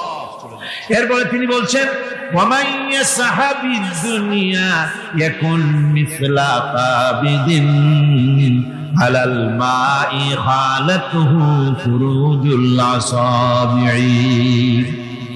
দুনিয়াদারের অবস্থা হচ্ছে, কেউ যদি দুই হাতে পানি খামসায় ধরে, দুই হাতে কি ধরছে বলে? দুই হাতে পানি খামসায় ধরেছে, খুব মজবুত করে ধরেছে, 2 মুঠ পানি। বলেন থাকবে কতটুকু? কতটুকু থাকবে? কারণ তার আঙ্গুলের ফাঁক তার সাথে খেয়ানত করবে, আঙ্গুলের ফাঁক দিয়া পানিগুলি সব বেরিয়ে চলে যাবে। সুতরাং দুনিয়া যারা চায় তারা ঠিক পানি খামসায় ধরলে পানি যেমন হাতের ভেতর থেকে খেয়ানত করে চলে যায়, যারা দুনিয়া চায় দুনিয়াও তাদেরকে এভাবে ফাঁকি দিয়ে চলে যায়। তবুও দুনিয়ার মায়া মানুষের এত বেশি। আল্লাহর নবী বলেন, লাউ কানা লি ইবনি আদামা ওয়াদিন মিন যাহাবিন লাহাব্বা ইয়াকুনা লাহু সারিন। এই পৃথিবীতে যদি কাউকে একটা মাঠ ভরে যদি সোনা দেওয়া যায়, লোকটা বলবে, রব্বুল আলামিন, আমি যদি আরেকটা মাঠ এরকম সোনা ভরা পেতাম। দ্বিতীয় আরেকটা মাঠ দেওয়া হলে আবার বলবে, যদি তৃতীয় আরেকটা মাঠ সোনা ভরে যদি পেতাম। নবীজি বলেন, ওয়ালা ইয়ামলাউ জাওফু ইবনু আদামা ইল্লা তুরাব। মানুষের পেট 3.5 হাত মাটি ছাড়া, কবরের মাটি ছাড়া মানুষের পেট ভরবে না। আরো চাই, আরো চাই, চাওয়ার কোনো শেষ নাই। মানুষ এভাবে করে দুনিয়ার মহব্বতে এমনি পাগল হয়ে যায়, শুধু দুনিয়ার মহব্বত, পরকালকে বেমালুম ভুলে যায়। আমি কিন্তু এই কথা বুঝাতে চাই নাই যে পরকালের মহব্বতে, পরকালের ভয়তে বা পরকালের জন্য দুনিয়া আপনি বাজার ঘাট, বেচা কিনা, ব্যবসা বাণিজ্য সবকিছু ভুলে যান, না তা নয়। ভুল বোঝার কোনো কারণ নাই। পরকালকে অগ্রাধিকার দিতে হবে, মানে দুনিয়াটা চিরস্থায়ী জায়গা নয়। চিরস্থায়ী হচ্ছে কোনটা? আখিরাত। চিন্তা এখন কোনটা? সুতরাং এখানে যা করতে হবে, আখিরাতের জবাবদিহিমূলক জীবন যাপন করতে হবে। আপনি ব্যবসা করবেন, ওজনে কম দিতে পারবেন না। আপনি খাদ্যে ভেজাল দিতে পারবেন না, চুরি করতে পারবেন না, ডাকাতি করতে পারবেন না, জেনা করতে পারবেন না, বদমাশি করতে পারবেন না, মদ খেতে পারবেন না, সন্ত্রাসী হতে পারবেন না, হাইজ্যাকার হতে পারবেন না, চাঁদাবাজ হতে পারবেন না, মুনাফাখোর হতে পারবেন না, আপনি চোরাকারবারি হতে পারবেন না, ঘুষখোর হতে পারবেন না, সুদখোর হতে পারবেন না। এই সব কাজ পরকালকে বিশ্বাস করলেই এ সমস্ত কাজ থেকে মানুষ বিরত থাকতে পারে। কথা ঠিক কিনা? সুতরাং এই পৃথিবী থাকবে না, এটা কি চিরকাল থাকবে? না, এর একটা পরিসমাপ্তি ঘটবে। যেমন করে সারা বছর লেখাপড়া করার পর কলেজে, বিশ্ববিদ্যালয়, মাদ্রাসায়, হাই স্কুলে, সব জায়গায় সারা বছর লেখাপড়া করার পর যেমন পরীক্ষা দেওয়ার একটা দিন আসে, সারা বছর ব্যবসা করার পর হিসাব নিকাশ করার যেমন একটা সময় আসে, সারা মাস চাকরি করার পর বেতন পাওয়ার যেমন একটা দিন আসে, সারা জীবন চাকরি করার পর পেনশন পাওয়ার যেমন একটা সময় আসে, অনুরূপ ভাবে এই দুনিয়া যেদিন শেষ হয়ে যাবে, আল্লাহ নির্ধারিত সময় শেষ হয়ে যাওয়ার পর একটা সময় আসবে যখন আল্লাহ রব্বুল আলামিন সব শেষ করে দিবেন, লন্ডভন্ড হয়ে যাবে, কিছু থাকবে না। কোরআনে কারিমে আল্লাহ সব বলেছেন, কোরআনে সব আল্লাহ বলে দিয়েছেন। আল্লাহ পাক বলেন এই পৃথিবীর সব কেমন ভাবে ধ্বংস হবে তার চিত্র আল্লাহ পাক কোরআনে কারিমে তুলে ধরেছেন। ইযাস সামাউল ফাতারাত ওয়া ইযাল কাওয়াকিবু তাসারাত ওয়া ইযাল বিহারু ফুজ্জিরাত ওয়া ইযাল কুবুরু বু'সিরাত। যখন আকাশসমূহ দীর্ঘ বিদীর্ণ হয়ে যাবে, তারকাগুলি বিক্ষিপ্ত হয়ে ছিটকে পড়বে, আর সমুদ্রগুলি উচ্ছ্বসিত হয়ে পড়বে, কবরগুলি সব তার ভেতরে যা আছে উদ্গীরণ করে দেবে, তারকাগুলি স্থিমিত হয়ে যাবে। এরপরে সমস্ত আকাশগুলি কিতাবের পৃষ্ঠার মতো একটার পরে একটা ঠাস ঠাস করে পড়তে থাকবে, চূর্ণ বিচূর্ণ হয়ে ভেঙে চুরে একাকার হয়ে যাবে। পাহাড়গুলিকে উড়িয়ে দেওয়া হবে, চন্দ্র এবং সূর্য একাকার হয়ে। আল্লাহ রাব্বুল আলামিন বলেন ফাইদা বারিকাল বাসার ওয়া খাসাফাল কমার ওয়া জুমিআশ শামসু ওয়াল কমার। চক্ষু যখন বিস্ফারিত হয়ে যাবে, চাঁদ যখন তার আলো হারিয়ে ফেলবে, সূর্য যখন তার আলো হারিয়ে ফেলবে, চাঁদ আর সূর্য সব একাকার হয়ে যাবে, সেই সময়ের অবস্থাটা কি চিন্তা করো। মানুষ হয়রান হয়ে দৌড়াদৌড়ি করবে। ওয়াহুমিলাতিল আরদু ওয়াল জিবালু ফাদুক্কাতা দাক্কাতান ওয়াহিদা। জমিন এবং পাহাড়গুলির মধ্যে আল্লাহ রাব্বুল আলামিন সংঘর্ষ বাঁধিয়ে দিবেন, পাহাড়গুলি ভেঙে চুরে টুকরা টুকরা হয়ে যাবে, পাহাড়গুলি উঁচু করে জমিনের উপরে আছাড় মেরে আল্লাহ রাব্বুল আলামিন ভেঙে চুরে চুরমার করে দিবেন। সুবহানাল্লাহ, সুবহানাল্লাহ। ওয়া তাকুনুল জিবালু কালইনিল মানফুস। পাহাড়গুলো ভেজা ধোনা তুলার মতো করে উড়িয়ে দেওয়া হবে, পাহাড় উড়ে যাবে। সুবহানাল্লাহ, সুবহানাল্লাহ। পাহাড় পাথরের তৈরি করা পাহাড়, এই পাহাড়গুলি তুলার মতো হয়ে উড়বে কিভাবে? আমি এই দৃশ্য নিজের চোখে কিছুটা হলেও দেখছি। আজ থেকে 10 দিন আগে আমি ইতালি সফর করে এসেছি। ইতালির রাজধানী রোম। রোম প্রাচীন সভ্যতার লালন ভূমি। কোরআনে কারিমে সূরা রোম রয়েছে, এই রোম সেই রোম। এখানের বাদশার কাছে রাসূল করিম সাল্লাল্লাহু আলাইহি ওয়াসাল্লাম হেরাক্লিয়াসের কাছে চিঠি পাঠিয়েছিলেন, সেই রোম। 12 থেকে 15,000-এর মতো বাংলাদেশি মুসলমান সেখানে আছে। জুমার দিন, যেদিন আমি গেলাম তার পরের দিনই জুমা ছিল। জুমার নামাজ পড়লাম ভ্যাটিকানের কাছেই বিশাল মসজিদ, ইউরোপের ভিতরে সবচেয়ে বড় মসজিদ এটা। রোম ইসলামের দুশমনদের রাজধানী। সেইখানে যখন আযান হচ্ছে আশহাদু আন্না মুহাম্মাদার রাসূলুল্লাহ, আমার অনুভূতির কথা আপনাদেরকে বোঝাতে পারবো না, কি অনুভূতির সৃষ্টি হয়েছে আমার ভেতরে। ভ্যাটিকানের পোপ এক পাশে, কিছু দূরেই ভ্যাটিকান, ওটা হচ্ছে গোটা পৃথিবীর সমস্ত খ্রিস্টানদের কাবা, ভ্যাটিকান। তার পাশেই বিশাল মসজিদ, সেখানে নামাজ পড়লাম। চিন্তার ভেতরে আসলো আল্লাহ রাব্বুল আলামিন তার হাবিবের নাম, তার তাওহীদ, তার রিসালাতকে কিভাবে বিশ্বময় ছড়িয়ে দিলেন। আবু জাহেল চাইছিল মুহাম্মদ সাল্লাল্লাহু আলাইহি ওয়াসাল্লামকে স্তব্ধ করে দেবে মক্কার জীবনেই। কত বদনাম, সাহের, কাহেন, কাযযাব, শায়ের, নাউযুবিল্লাহি মিন যালিক, কত গালাগালি করলো। আর আল্লাহ শোনালেন, হাবিব চিন্তার কোনো কারণ নাই, ওয়ারাফা'না লাকা যিকরাক, আমি আপনার প্রশংসা বিশ্বময় ছড়িয়ে দেব। সুবহানাল্লাহ।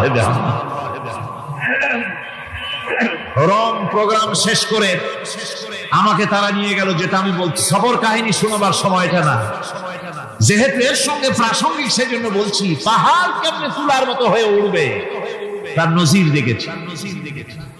রোম শহর থেকে 300 মাইল দূরে, 300 কিলোমিটার দূরে নেপোলিয়ান বোনাপার্ট তার বাড়ি, এবং ওটা তার নামে একটা প্রভিন্স।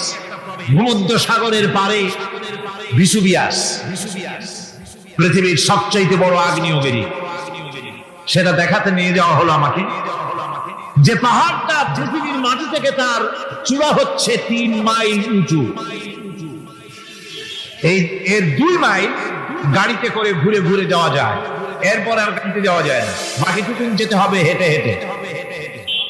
পাহাড়ের উপরে অক্সিজেন কম, বেশ কষ্ট হচ্ছিল উঠতে। জীবনে প্রথম পাহাড়ে চড়েছি, জাবালে নূর, রাসূল করিম সাল্লাল্লাহু আলাইহি ওয়াসাল্লামের উপরে যেখানে ওহী হয়েছিল সর্বপ্রথম। পাহাড় চড়ার একটা অভিজ্ঞতা ওখান থেকে আমার কিছুটা হয়েছিল। খুব কষ্ট হলো বাকি 1 মাইল উঠতে। যখন ভিসুভিয়াসের একদম শীর্ষে চলে গেছি, সেখানে গিয়ে আমার সাথে 15-20 জন লোক ছিল। আমি নিজে আল্লাহু আকবার বলে আমার গলা থেকে আওয়াজ বেরিয়ে গেল। আমি দেখতে পেলাম ভিসুভিয়াসের শীর্ষে বিশাল গর্ত।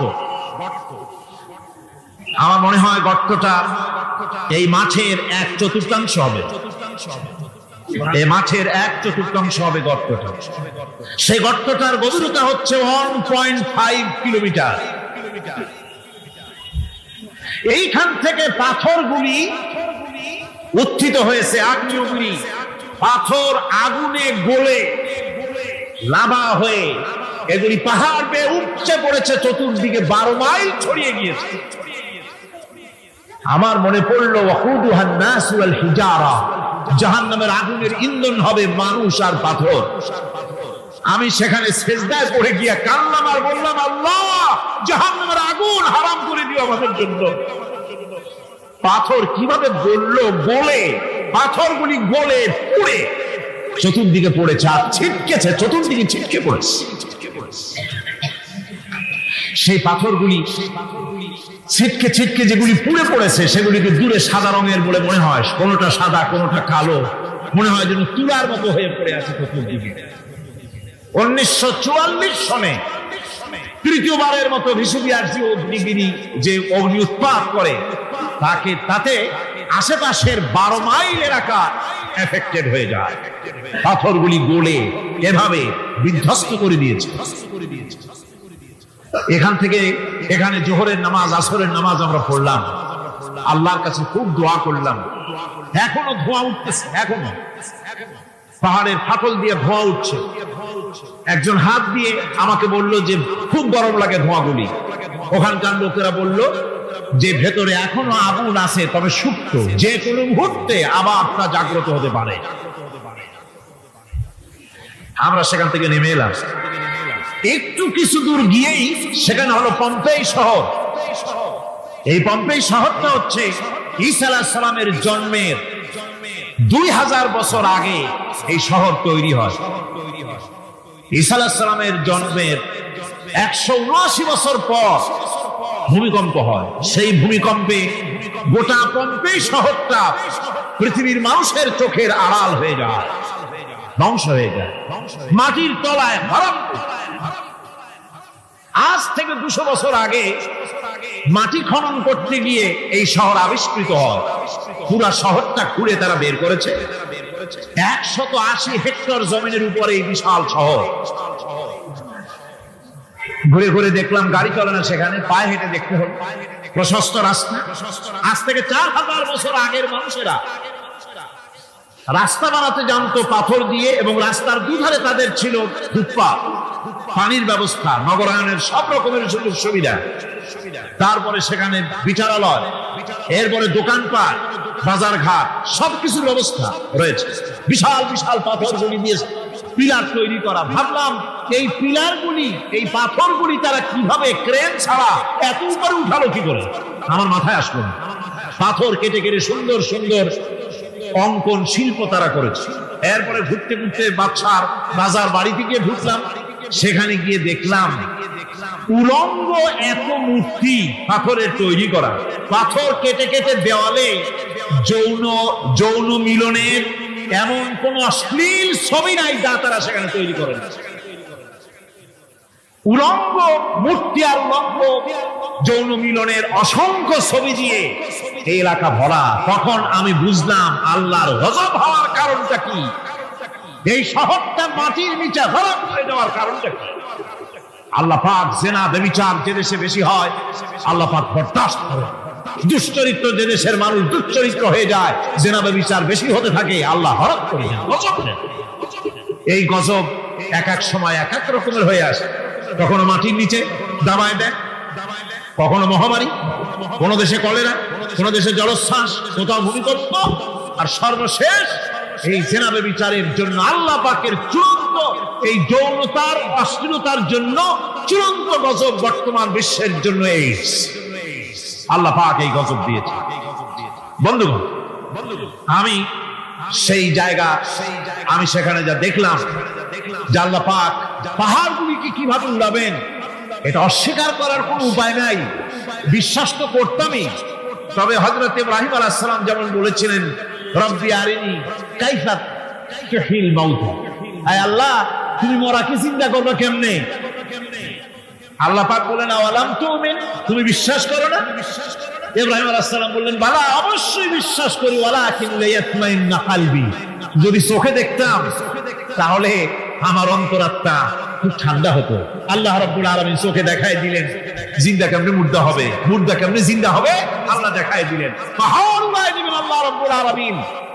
একথা কলিজার মধ্যে তার উপর ঈমান বিশ্বাস, কিন্তু আল্লাহ চোখে দেখাইছেন, ঈমান আরো মজবুত হয়েছে, যা ছিল আরো মজবুত হয়েছে। সুবহানাল্লাহ। আল্লাহর ভয়তে কলিজা কেঁদেছে। আমি পাহাড়ের উপরে কেঁদেছি, যার যা হয়ে কেঁদে। বন্ধুগণ, আল্লাহ সুবহানাহু ওয়া তাআলা এই জন্য বলেছেন কুল সিরু ফিল আরদ, আমার জমিন ঘোরো, ভালো করে দেখো, কাইফা কানা আকিবাতুল মুকাজ্জিবিন, মহা সত্যকে যারা অস্বীকার করেছে তাদের পরিণতি আমি কি করে দিয়েছি, এগুলি চোখে ভালো করে তাকায় দেখো। আমার বন্ধুগণ, সুতরাং এই পৃথিবীর অবসান হবে, এই পৃথিবী ধ্বংস হবে, এই পৃথিবী চূড়ান্ত ভাবে শেষ হয়ে যাবে। হ্যাঁ, আরেকটি কথা বলতে হয়, সেটা হচ্ছে যে এই রোম থেকে আরেকটু দূরে 900 মাইল দূরে হচ্ছে সিসিলি। 900 মাইল দূরে সেখানে এই সিসিলি মুসলমানেরা শাসন করেছিল 350 বছর। সেই সিসিলিতে রয়েছে 360টা মসজিদ মুসলমানদের করা। সমস্ত মসজিদগুলি আজ তালা বন্ধ, একটা মসজিদও খোলা নাই। সেখানকার মুসলমানেরা ওয়াজ শুনতে এসেছিল রোমে। আমি তাদের জন্য পরামর্শ দিয়েছি যে গভর্নমেন্টের কাছে তোমরা দাবি জানাও যে অন্তত একটা মসজিদের দরজা আমাদের জন্য খুলে দাও। রোমের অবস্থানরত প্রবাসী বাংলাদেশি মুসলমানেরা আমাকে বলেছে, তাদের অনেকের বাড়ি চট্টগ্রামেও আছে, আমাকে বলেছে তাদের চোখে পানি আসছে বলার সময় যে চিরময় তাফসীর মাহফিল যখন আসে কলিজাটা কাঁদতে থাকে যাওয়ার জন্য। তো যাওয়া তো সম্ভব না এত দূর থেকে, আমাদের সালাম বলে দিবেন যত লোক আসবে, আর আমাদের জন্য দোয়া করতে বলবেন যেন এই রোমের ভিতরে আমরা ইসলামের আদর্শের ভিত্তিতে আমরা যেন চলতে পারি। আপনারা দোয়া করুন তাদের জন্য। ভাইরা আমার, এই পৃথিবী একদিন পরিসমাপ্তি ঘটবে এবং আল্লাহর দরবারে আমাদেরকে উঠতে হবে এবং সেখানে আমাদের বিচার হবে। সেখানে আমাদের কি হবে? বিচার। আল্লাহ পাক বিচারটাকে নির্ভুল করার জন্য, সঠিক করার জন্য প্রত্যেকের গলায় আমলনামা ঝুলায় রাখছেন। এখানে রেকর্ডের ব্যবস্থা করা হয়েছে। আল্লাহ পাক বলছেন ওয়া কুল্লা ইনসানিন আলজামনাহু তাইরাহু ফি উনুকিহি ওয়া নুখরিজু লাহু ইয়াওমাল কিয়ামাতি কিতাবান ইয়ালকাহু মানশুরা। আল্লাহ পাক বলেন প্রত্যেকের ভালো মন্দ কর্মফল, কর্মলিপি আমি তার গলায় ঝুলায় রেখেছি। কিয়ামতের দিন সে নিজের কাছে স্পষ্ট সব দেখতে পারবে, কোনো জিনিস বাদ পড়বে না। তার গলায় তার আমলনামা ঝুলানো আছে, সব রেকর্ড হতেছে। আমরা যা করছি সবগুলি রেকর্ড হয়ে যাচ্ছে। বর্তমান বিজ্ঞানীরা আবিষ্কার করেছে যে মানুষের শরীরের ভিতরে ডিএনএ আছে, রক্তের ভিতরে ডিএনএ। এটা একটা কোড। মানুষের রক্তের ভিতরে ডিএনএ আছে। যেমন তার ব্রেনের ভিতরে কতগুলি কোষ আছে, এক একটা কোষ এক এক ধরনের কাজ করে, অনুরূপ ভাবে তার শরীরের ভিতরে রক্তের ভিতরে ডিএনএ আছে। এই ডিএনএটা কি?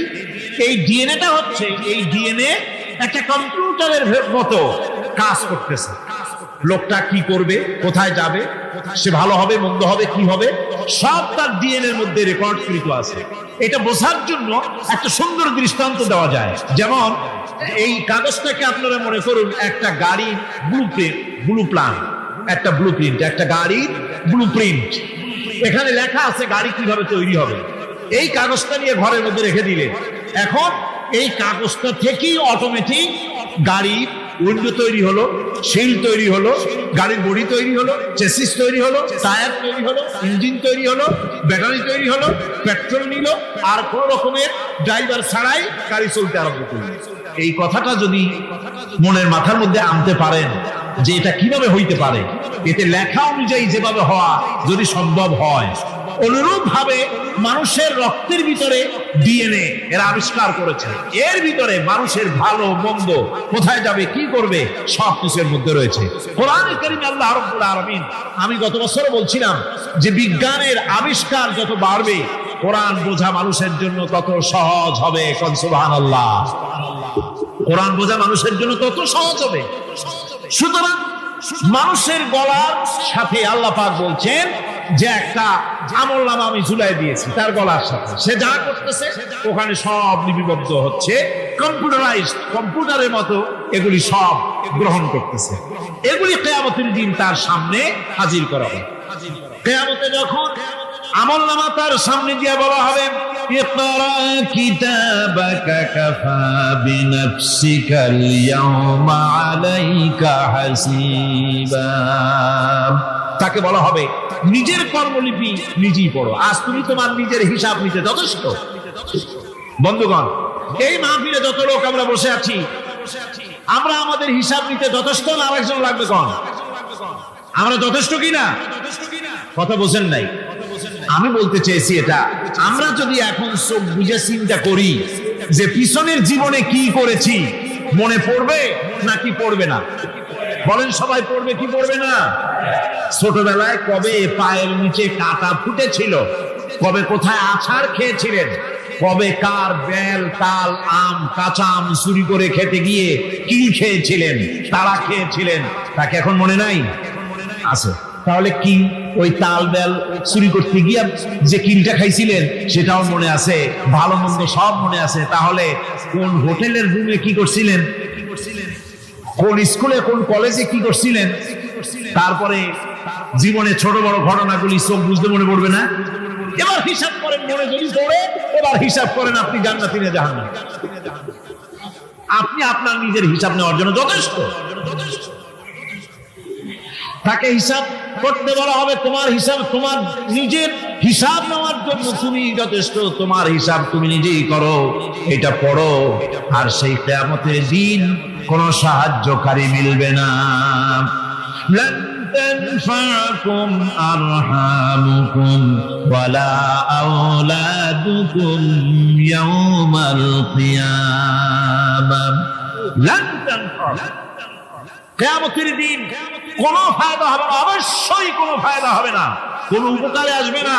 কিয়ামতের দিন তোমার সন্তান, তোমার স্ত্রী, তোমার মাল, তোমার সম্পদ কোনো উপকারে আসবে না। কিয়ামতের ময়দানে সেদিন সব তোমার সাথে বিচ্ছ করবে, সব পালায় যাবে। সেখানে উৎকোচের কোনো কারবার নাই যে ঘুষ টুস দিয়া, ফেরেশতাদের কোন রকম বুঝবাজ দিয়া, আলাদা কোনো চোরাগলি পথ দিয়া একেবারে ফুট করে ভেস্তে চলে যাবেন, এমন কোনো সুযোগ নাই। অনেকে বলে হুজুর এমন কিছু দোয়া শিখায় দেন যাতে ওই সব জেহাদ বোমা এগুলি খুব ভয় পায়, ওসব রাস্তা রাস্তা না, খুব সহজে কিছু দোয়া দুরূদ করিয়া আস্তে করে জান্নাতে চলে যাওয়া যায়, এরকম একটা দোয়া, এরকম একটা পথ বলে দেন। আমি বলি ভাই এরকমের কোন চোরাগলি আমার রাসূল আবিষ্কার করতে পারেন নাই।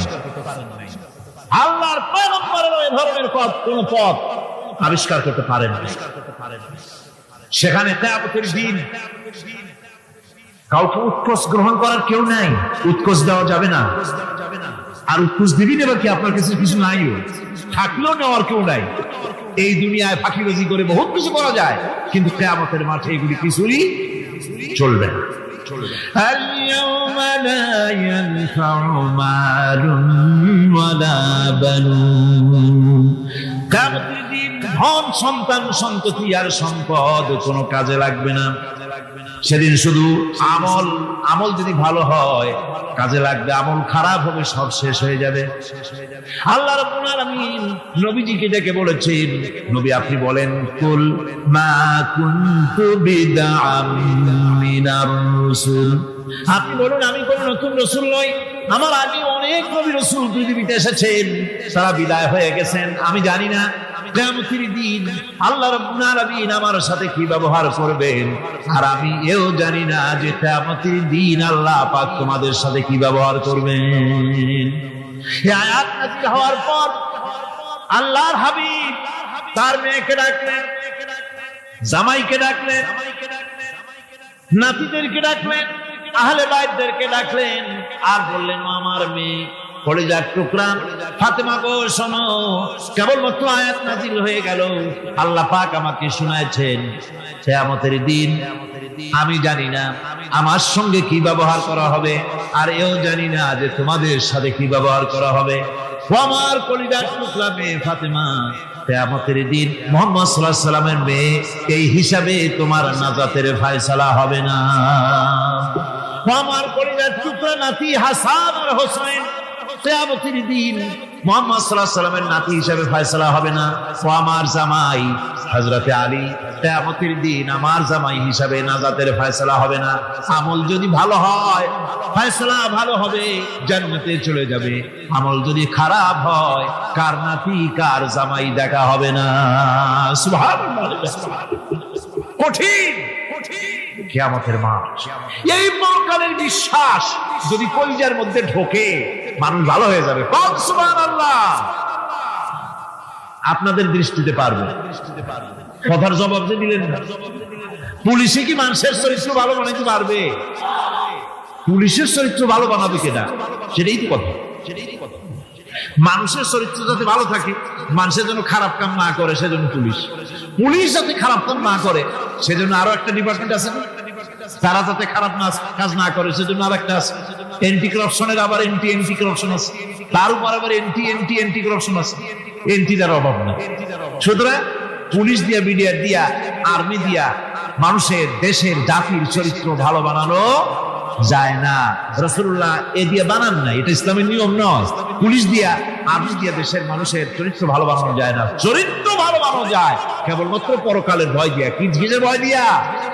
ওই যে মক্কার জীবনে ওই সমস্ত মানুষগুলি যারা চুরি করত, ডাকাতি করত, জেনা করত, বদমাশি করত, যারা শয়তানি করত, যারা মানুষকে খুন করত, এই মানুষগুলি এত ভালো হয়ে গেল, যারা চুরি ছেড়ে দিল, ডাকাতি ছেড়ে দিল, জেনা ব্যভিচার ছেড়ে দিল, এত ভালো হয়ে গেল, পৃথিবীর মধ্যে সেরা মানুষ তারা হয়ে গেলেন। জোরে বলেন সুবহানাল্লাহ। নবীর সাহাবীরা পৃথিবীর শ্রেষ্ঠ সন্তান, নবীর সাহাবীরা পৃথিবীর সেরা মানুষ, তাদের চাইতে সেরা মানুষ নবীদের পরে আর কেউ হতে পারে না। জোরে কোন সুবহানাল্লাহ। নবীর পরে পৃথিবীতে শ্রেষ্ঠ মানুষ কারা? সাহাবায়ে কেরাম রিদওয়ানুল্লাহি তাআলা আলাইহিম আজমাইন। ওনারা তো কুফরের মধ্যে ছিলেন, শিরকের মধ্যে ছিলেন, চুরি, ডাকাতি, জেনা, ব্যভিচার এমন কোন পাপ নাই যা করা হয়নি। তারপরে যখন আল্লাহর নবীর কাছ থেকে তাওহীদ, রিসালাত ও আখিরাতের দাওয়াত পেলেন, কি সোনার মানুষ এক একজন হয়ে গেলেন। সুবহানাল্লাহ। যারা ছিলেন নারীর সতীত্বের জম, তারা হয়ে গেলেন নারীর সতীত্বের পাহারাদার। যারা মানুষের মাল চুরি করত, ডাকাতি করত, তারা রাতভর মানুষের মালের পাহারা দিল, মানুষের রক্তের পাহারা দিল। সুবহানাল্লাহ বিহামদি। রক্ত ও সম্পদের পাহারা দিল। রাসূল বললেন খায়রুল কুরুনি কারনি, সর্বশ্রেষ্ঠ যুগ আমার যুগ।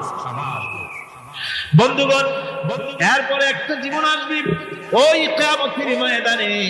এই পরকালের বিশ্বাসটা গুরুত্বপূর্ণ ব্যাপার। আমাদের সব কিছুর হিসাব দেওয়া লাগবে। আল্লাহ পাক বলেন ইন্নাস সামআ ওয়াল বাসারা ওয়াল ফুআদা কুল্লু উলাইকা আনহু মাসউলা। নিঃসন্দেহে মানুষের শ্রবণ শক্তি, দর্শন শক্তি এবং তার অন্তঃকরণের কল্পনা সম্পর্কে আল্লাহ রাব্বুল আলামিনের কাছে জিজ্ঞাসিত হতে হবে। কান দিয়া কি করেছিলা, চোখ দিয়া কি করেছিলা, মুখ দিয়া কি করেছিলে, হাত দিয়ে কি করেছিলে, সবকিছুর জবাব আল্লাহ রাব্বুল আলামিনের কাছে দিতে হবে। সবটার জবাব দিতে হবে, কোনো কিছু বাদ যাবে না। এমনকি মনের ভিতরে যে কল্পনা আমরা করি, এই কল্পনার হিসাব আল্লাহর দরবারে দিতে হবে।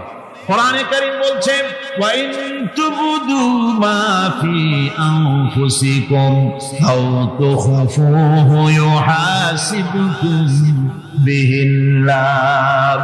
মনের ভিতরে তুমি যেটা কল্পনা করো সেটা প্রকাশ করো, অথবা তুমি গোপন রাখো, যাই তুমি করো না কেন আল্লাহ রাব্বুল আলামিন এর হিসাব তোমার কাছে নেবেন। ফায়াগফিরু লিমান ইয়াশাউ ওয়া ইউআযিবু মান ইয়াশাউ ওয়াল্লাহু আলা কুল্লি শাইইন কাদির। মহান আল্লাহ পাক বলেন, করার পর তোমার মনের ভিতরে কি কল্পনা করেছিলে ওইটার হিসাব আমি নেব। হিসাব নেওয়ার পর যারে খুশি ক্ষমা করে দেব, যাকে খুশি শাস্তি প্রদান করব। সবকিছুর উপরে আল্লাহ রাব্বুল আলামিন শক্তিমান, সব তিনি করতে পারেন, সমস্ত কুদরত রয়েছে তার। সুতরাং মানুষদেরকে, আল্লাহর বান্দাদেরকে বিশ্বাস করতে হবে যে আমার কোনো কথা বাদ যাবে না। কথাগুলি রেকর্ড হচ্ছে, কথা রেকর্ড হচ্ছে। আমি যে ওয়াজ করতেছি এই কথাগুলি রেকর্ড হচ্ছে নাকি হচ্ছে না? অনেক টেপ রেকর্ডার রেকর্ড হচ্ছে, অডিও ভিডিও হচ্ছে। আজ থেকে 50 বছর পর যদি এই রেকর্ড বাজানো হয়, আমাকে যদি বলা হয় যে আপনি অমুক জায়গায় অমুক কথা বলেছেন, আমি যদি বলি না আমি কথা বলিনি, তারপরে যদি রেকর্ড বাজানো হয়, তাহলে আমি কথা যে বলি নাই যদি বলি, তাহলে এটা ধরা পড়বে না? সেখানে ধরা পড়বে না? তাহলে এই মানুষের কথা প্লাস্টিকের ফিতায় রেকর্ড করে 50 বছর, 100 বছর, 200 বছর, 500 বছর যদি প্লাস্টিকের ফিতায় এটাকে চলচ্চিত্র করে অথবা টেপ রেকর্ডারে করে যদি ধরে রাখা যায়, এই বুদ্ধিটা কে দিলেন কত দেখি? সবাই করলে বুদ্ধিটা দিলেন কে? যে আল্লাহ রাব্বুল আলামিন মানুষের মাথায় কুরসি দিলেন যার দ্বারা সে মানুষের কথাবার্তা অ্যাক্টিভিটি সব ধরে রাখতে পারে। সে আল্লাহ রাব্বুল আলামিন বুঝি আপনার আমার কথা এবং আপনার আমার অ্যাক্টিভিটিসকে তিনি বুঝি ধরে রাখতে পারবেন না কিয়ামত পর্যন্ত? পারবেন কিনা? সেজন্য রব্বুল আলামিন বলেন মা ইয়ালফিযু মিন কাওলিন ইল্লা লাদাইহি রাকীবুন আতীদ। সমস্ত কথা রেকর্ড হচ্ছে। সুবহানাল্লাহ কোন জোরে! সমস্ত কথা রেকর্ড হচ্ছে, একটা কথা বাদ যাবে না। মুখ আছে বলেই কথা বলবেন তা না, হিসাব করে কথা বলতে হবে। গীবত গাওয়া যাবে না, মিথ্যা কথা বলা যাবে না, মিথ্যা ওয়াদা করা যাবে না। মিথ্যা ওয়াদার তো মৌসুম এসে গেছে।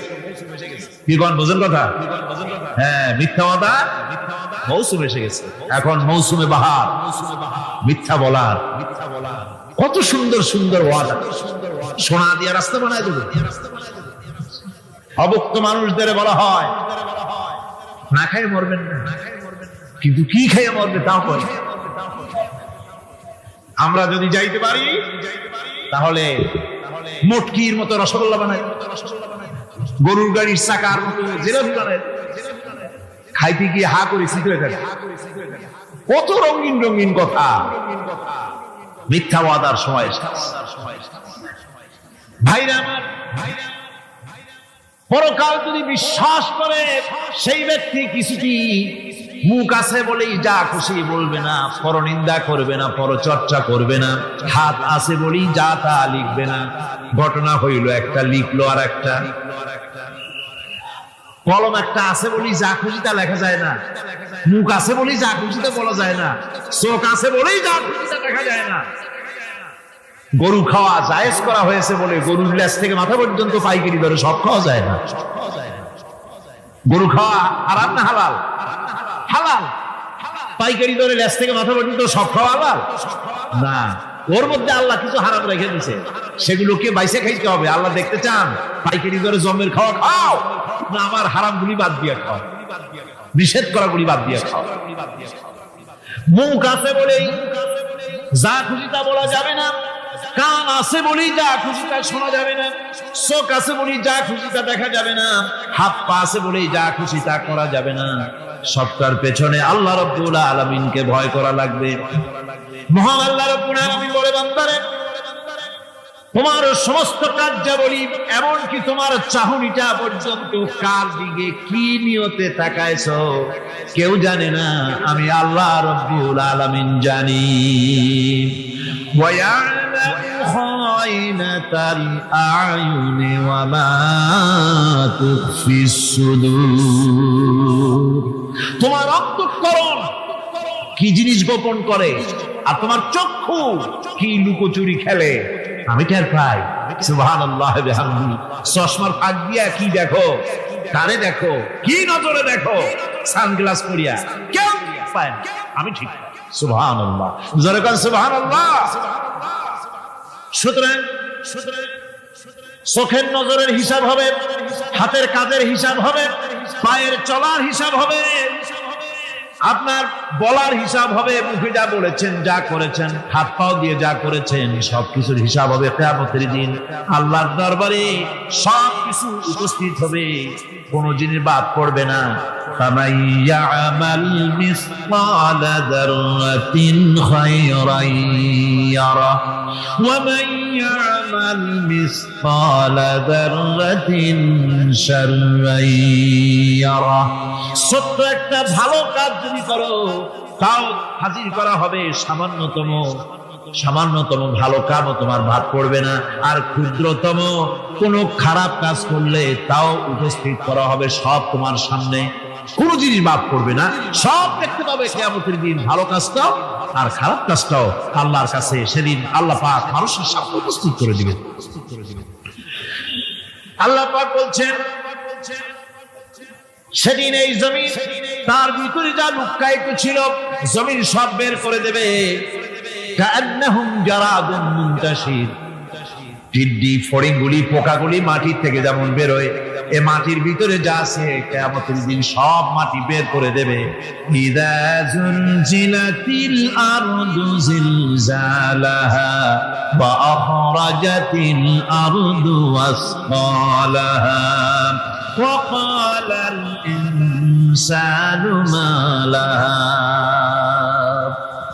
এ জমিনকে ঝাঁকি মারা হবে প্রবল এক ঝাঁকুনি, প্রবল এক ঝাঁকুনিতে এই পৃথিবীর মধ্যে যা কিছু আছে সব বেরিয়ে যাবে। সুবহানাল্লাহ কইতে ইচ্ছা করে না মিয়ারা? এক ঝাঁকুনিতে পৃথিবী সব বের করে দেবে। মানুষ হারান হয়ে বলবে কি হয়েছে, এ মাটির হলোটা কি? আমার বন্ধুগণ, মানুষ হারান হয়ে গিয়ে বলবে মাটির কি হলো?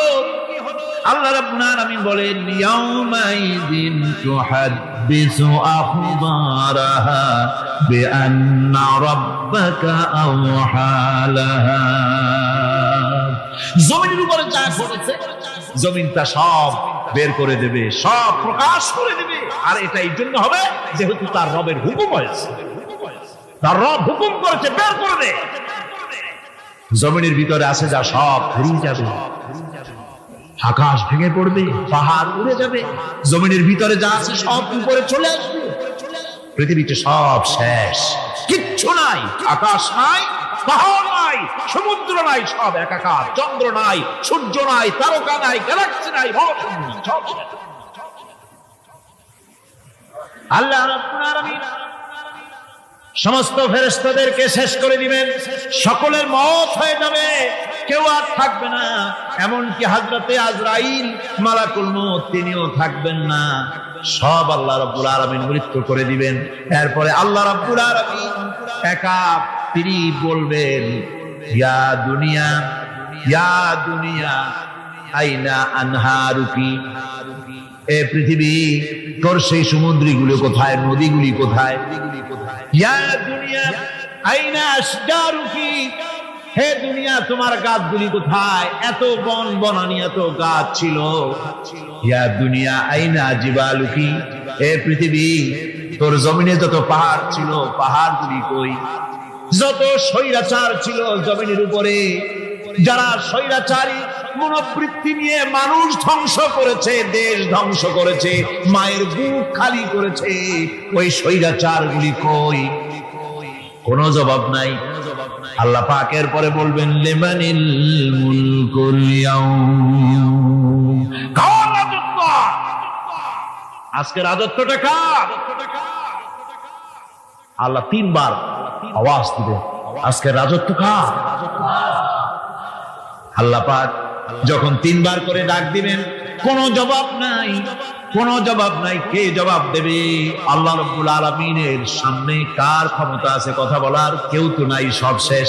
আল্লাহ পাক বলবেন বিল্লাহিল ওয়াহিদুল কাহ্হার, হ্যাঁ পরাক্রমশালী আল্লাহ রাব্বুল আলামিনের রাজত্ব। সেই হাসরের মাঠে আমাদের সকলকে উপস্থিত হয়ে যেতে হবে। কেউ আমরা এখান থেকে বাঁচতে পারবো না, সবাইকে। অপরাধীরা সেখানে অসহায় হয়ে যাবে, অপরাধীরা অসহায় হয়ে যাবে।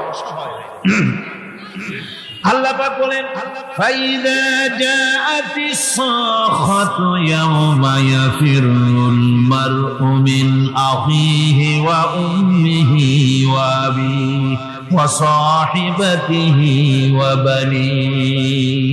অবশেষে যখন কান ফাটানো আওয়াজ আসবে, এই আওয়াজ সেদিন মানুষ নিজের মা বাপ ভাই বোন সব থেকে বিচ্ছিন্ন হয়ে যাবে, সব একের থেকে আরেকজন পালায় যাবে, হারায় যাবে, কেউ কাউকে আর খুঁজে পাবে না।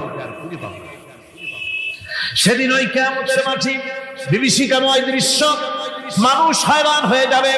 মাথার এক হাত অথবা অর্ধ মাইল অথবা এক বিগত এতটুকু উপরে ওই প্রকাণ্ড সূর্যটার তাপ আসবে, গুনাহগারের মাথার চান্দি ফেটে গিয়া মগজগুলি গলে গলে নাক কান দিয়ে বের পড়তে লাগবে, জিহ্বাটা কুকুরের মতো ঝুলে নাভিস্থল পর্যন্ত পড়ে যাবে, মাটিটা সূর্যের উত্তাপে তামার মতো গরম হয়ে যাবে, সারা হাসর জুড়ে আওয়াজ হবে পানি পানি পানি। মানুষেরা হয়রান হয়ে যাবে সেই হাসরের ময়দানে। এই চরম কষ্টের ভিতরে আল্লাহ রাব্বুল আলামিন বলেন, সেদিন দুটো ভাগ হয়ে যাবে। একদল মানুষের চেহারা আলোয় ঝলমল হয়ে যাবে, আর একদল মানুষের চেহারাগুলি কালো হয়ে যাবে। উজুহুন ইয়াওমাইযিন মুসফিরাতুন দাহিকাতুন মুস্তাবশিরা ওয়া উজুহুন ইয়াওমাইযিন আলাইহা গাবারা। আল্লাহ পাক বলেন, এক শ্রেণীর মানুষের চেহারা হাস্যোজ্জ্বল ঝলমলে হয়ে যাবে, আর এক শ্রেণীর মানুষের চেহারাগুলি কালো হয়ে যাবে। তারহাকুহা কাতারা উলাইকা হুমুল কাফারাতুল ফাজারা।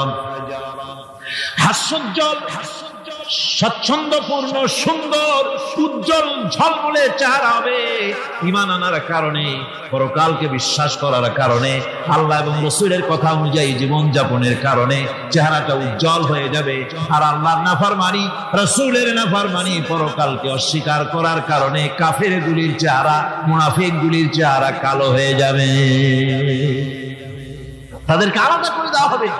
আমতাজুল ইয়াওমা আইয়ুহাল মুজরিমুন, মুসলিমদেরকে আলাদা করে দেওয়া হবে, দুইটা ভাগ হয়ে যাবে। এই চরম অবস্থা সৃষ্টি হবে কিয়ামতের ময়দানে। সেদিন রাসূল করিম সাল্লাল্লাহু আলাইহি ওয়াসাল্লাম উম্মতের জন্য সুপারিশ করবেন। সেই সুপারিশ যেন আমাদের করতে পারেন, সেজন্য আমাদেরকে তৈরি করতে হবে সে ধরনের